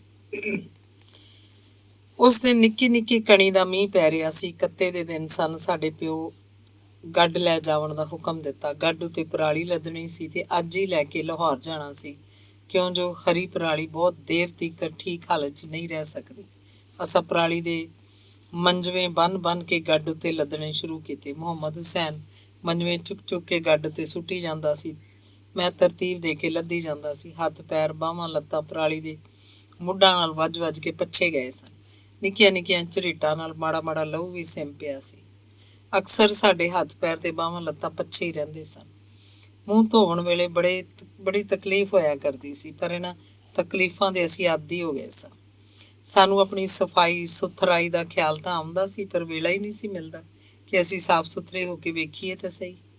ਮਸਾਂ ਮਰ ਕੇ ਡੀਗਰ ਤੀਕਰ ਗੱਡ ਲੱਦ ਕੇ ਅਸੀਂ ਵਿਹਲੇ ਹੋਏ। ਅਜੇ ਰੋਟੀ ਦੀ ਬੁਰਕੀ ਸਾਡੇ ਮੂੰਹ 'ਚ ਸੀ ਕਿ ਪਿਓ ਦਾ ਹੁਕਮ ਹੋਇਆ, ਚਲੋ ਇਹਨੂੰ ਲਾਹੌਰ ਲੈ ਜਾਓ। ਪਰਾਲੀ ਹਰੀ ਸੀ, ਉੱਤੇ ਅੱਜ ਦਾ ਸਾਰਾ ਦਿਨ ਨਿੱਕੀ ਨਿੱਕੀ ਕਣੀ ਦਾ ਮੀਂਹ ਸੀ। ਗੱਡ ਉੱਤੇ ਵਜਨ ਵਾਹਵਾ ਹੋ ਗਿਆ ਸੀ। ਅਸੀਂ ਗੱਡ ਜੋ ਟੁਰ ਪਏ ਤੇ ਸ਼ਾਮ ਤੀਕਰ ਪੱਕੀ ਸੜਕ ਤੇ ਚੜ੍ਹ ਗਏ। ਅਜੇ 5-6 ਮੀਲ ਆਏ ਸੀ ਕਿ ਰਾਤ ਨੂੰ ਝਾਂਜਾ ਲੈ ਪਿਆ। ਸਭ ਕੁਝ ਭਿੱਜ ਗਿਆ। ਸਾਡੇ ਕੱਪੜੇ ਗੁੜੁੱਚ ਹੋ ਗਏ, ਦੰਦ ਨਾਲ ਦੰਦ ਵੱਜਣ ਲੱਗ ਪਏ। ਗੱਡ ਅੱਗੇ ਜੁੱਤੇ ਡੰਗਰ ਵੀ ਤਿਲਕ ਤਿਲਕ ਪੈਂਦੇ ਸਨ, ਥਬਕ ਥਬਕ ਜਾਂਦੇ ਸਨ। ਲਾਲਟੈਨ ਦਾ ਸ਼ੀਸ਼ਾ ਟੁੱਟ ਗਿਆ, ਉਹ ਬੁਝ ਗਈ। ਪਰ ਅਸੀਂ ਪਿਓ ਦੇ ਖੌਫ ਤੋਂ ਪਿੱਛੇ ਨਹੀਂ ਸੀ ਪਰਤ ਸਕਦੇ। ਜੇ ਪਰਤ ਵੀ ਆਉਂਦੇ ਤਾਂ ਗੱਡ ਉੱਤੇ ਲੱਦੀ ਗਿੱਲੀ ਪਰਾਲੀ ਸਹੀ ਸਲਾਮਤ ਨਹੀਂ ਸੀ ਰਹਿ ਸਕਦੀ। ਉਸ ਗਲ ਸੜ ਜਾਣਾ ਸੀ ਤੇ ਕਿਸੇ ਕੰਮ ਦੀ ਨਹੀਂ ਸੀ ਰਹਿਣੀ। ਇਸੇ ਲਈ ਸਾਨੂੰ ਅੱਗੇ ਜਾਣਾ ਪੈ ਰਿਹਾ ਸੀ। ਆੜਤ ਉੱਤੇ ਸਹੀ ਸਲਾਮਤ ਅੱਪੜ ਜਾਵਣਾ ਇੱਕ ਅਜੂਬਾ ਹੀ ਲੱਗਦਾ ਸੀ। ਉਸ ਰਾਤ ਬਹੁਤ ਘੱਟ ਲੋਕ ਆਪਣਾ ਆਪਣਾ ਮਾਲ ਲੈ ਕੇ ਅੱਪੜੇ ਸਨ। ਅਗਲੇ ਦਿਨ ਵੀ ਮਾੜਾ ਮਾੜਾ ਮੀਂਹ ਪੈਂਦਾ ਰਿਹਾ। ਰਾਤ ਵੀ ਕਣੀਆਂ ਪੈਂਦੀਆਂ ਹੀ ਰਹੀਆਂ ਸੀ। ਹਰ ਪਾਸੇ ਚਿੱਕੜ ਤੇ ਪਾਣੀ। ਉਸ ਰਾਤ ਅਸੀਂ ਸੌਂ ਨਹੀਂ ਸਕੇ। ਸਰਗੀ ਵੇਲੇ ਗਾਹਕ ਚੰਬੜੇ। ਇੱਕ ਗਾਹਕ ਨਾਲ ਸੌਦਾ ਤੈਅ ਹੋ ਗਿਆ ਸੀ। ਗੱਡ ਜੋ ਕਿ ਉਹਦੇ ਡੇਰੇ ਤੇ ਅੱਪੜ ਗਏ। ਪਰ ਜਦ ਗੱਡ ਤੇ ਪਰਾਲੀ ਉਤਾਰੀ ਤਾਂ ਗਾਹਕ ਰੌਲਾ ਪਾਤਾ, ਇਹ ਤੇ ਬਹੁਤ ਗਿੱਲੀ ਏ, ਇਹਦੇ ਵਿੱਚੋਂ ਤੇ ਸੇਕ ਪਿਆ ਨਿਕਲਦਾ ਹੈ, ਵਾਪਸ ਲੱਦ ਲਓ, ਮੈਂ ਨਹੀਂ ਲੈਂਦਾ। ਲੈ ਭਲਾ ਵਾਪਸ ਕਿਵੇਂ ਜਾ ਸਕਦੀ? ਐਸਾ ਬਹੁਤ ਆਖਿਆ ਵੀ ਤੈਨੂੰ ਨਹੀਂ ਮਾਲੂਮ ਕੱਲ ਤੋਂ ਬਾਰਿਸ਼ ਹੋ ਰਹੀ ਏ। ਪਰ ਉਹਦੀ ਤੇ ਇੱਕੋ ਜ਼ਿੱਦ ਸੀ ਕਿ ਵਾਪਸ ਲੈ ਜਾਓ, ਵਾਪਸ ਲੈ ਜਾਓ। ਦਲਾਲ ਨੂੰ ਬੁਲਾਇਆ ਗਿਆ। ਦਲਾਲ ਵੀ ਗਾਹਕ ਦੀ ਹਿਮਾਇਤ ਕੀਤੀ। ਸਾਡੇ ਮਾਲ ਦੀ ਹੋਰ ਕੀਮਤ ਘਟਾਤੀ। ਗੁੱਸਾ ਤੇ ਬਹੁਤ ਆਇਆ, ਪਰ ਕੀ ਕਰਦੇ। ਇੱਥੇ ਪੁੱਛਦਾ ਕੌਣ ਕਮਜ਼ੋਰੀਆਂ ਨੂੰ, ਜ਼ੋਰਾਂ ਵਰਾਂ ਦੇ ਨਾਲ ਇਨਸਾਫ ਹੁੰਦਾ। ਅਗਲੀ ਰਾਤ ਘਰ ਪਰਤੇ ਤਾਂ ਮੈਨੂੰ ਮੱਠਾ ਮੱਠਾ ਤਾਪ ਸੀ। ਮੈਨੂੰ ਧੁੱਪੇ ਪਏ ਨੂੰ ਹੀ ਕਾਂਬਾ ਛਿੜਿਆ। ਉੱਤੋਂ ਪਿਓ ਆਨੇ ਦਾ ਹਿਸਾਬ ਕਰਨ ਬਹਿ ਗਿਆ। ਉਹਦੇ ਖਿਆਲ 'ਚ ਅਸੀਂ ਪਰਾਲੀ ਸਸਤੀ ਦੇ ਆਏ ਸੀ ਜਾਂ ਰਕਮ ਦੇ ਵਿੱਚ ਬੇਈਮਾਨੀ ਪੇ ਕਰਦੇ ਸਾਂ। ਮੁਹੰਮਦ ਹੁਸੈਨ ਨੂੰ ਇਸ ਲਈ ਪੁੱਛ ਨਹੀਂ ਸੀ ਸਕਦਾ ਕਿ ਉਹ ਤੇ ਹਿਸਾਬ ਕਿਤਾਬ ਰੱਖਦਾ ਹੀ ਨਹੀਂ ਸੀ, ਸਗੋਂ ਕੋਈ ਦਿਲਚਸਪੀ ਲੈਂਦਾ ਹੀ ਨਹੀਂ ਸੀ। ਇਹ ਸਾਰੀ ਜ਼ਿੰਮੇਵਾਰੀ ਮੇਰੀ ਸੀ ਤੇ ਪਿਓ ਮੇਰੇ ਕੋਲੋਂ ਹੀ ਹਿਸਾਬ ਲੈ ਰਿਹਾ ਸੀ। ਪਿਓ ਦੀ ਬੇਇਤਬਾਰੀ ਉੱਤੇ ਮੈਨੂੰ ਬਹੁਤ ਗੁੱਸਾ ਆਇਆ ਕਿ ਅਸੀਂ ਕਿੰਜ ਮਰ ਕੇ ਫੇਰਾ ਲਾ ਕੇ ਆਏ ਹਾਂ ਤੇ ਬਜਾਏ ਸ਼ਾਬਾਸ਼ ਜਾਂ ਹਮਦਰਦੀ ਦੇ ਦੋ ਬੋਲ ਬੋਲਣ ਦੇ ਉਲਟਾ ਸ਼ੱਕ ਪਿਆ ਕਰਦਾ ਹੈ। ਲਾਹਨਤ ਏ ਸਾਡੇ ਇਸ ਜੀਵਨ ਉੱਤੇ। ਮੈਂ ਗੁੱਸੇ ਨਾਲ ਰੁੱਸ ਕੇ ਇੱਕ ਵਾਰੀ ਫੇਰ ਨਾਨਕੇ ਅੱਪੜ ਗਿਆ। ਮੈਨੂੰ ਬੁਖਾਰ ਨਾਲ ਕਲਪਦਿਆਂ ਵੇਖ ਕੇ ਨਾਨੀ ਵਿਚਾਰੀ ਕੁਝ ਦਵਾ ਦਾਰੂ ਕੀਤਾ। ਮੁਰੀਦ ਕੇ ਮੰਡੀ ਡਾਕਟਰ ਕੋਲ ਲੈ ਗਏ। ਮੈਨੂੰ ਨਮੂਨੀਆ ਹੋ ਗਿਆ ਸੀ। ਕਈ ਦਿਨ ਨਾਨੀ ਦੇ ਕੋਲ ਬੁਖਾਰ ਨਾਲ ਰਿਹਾ।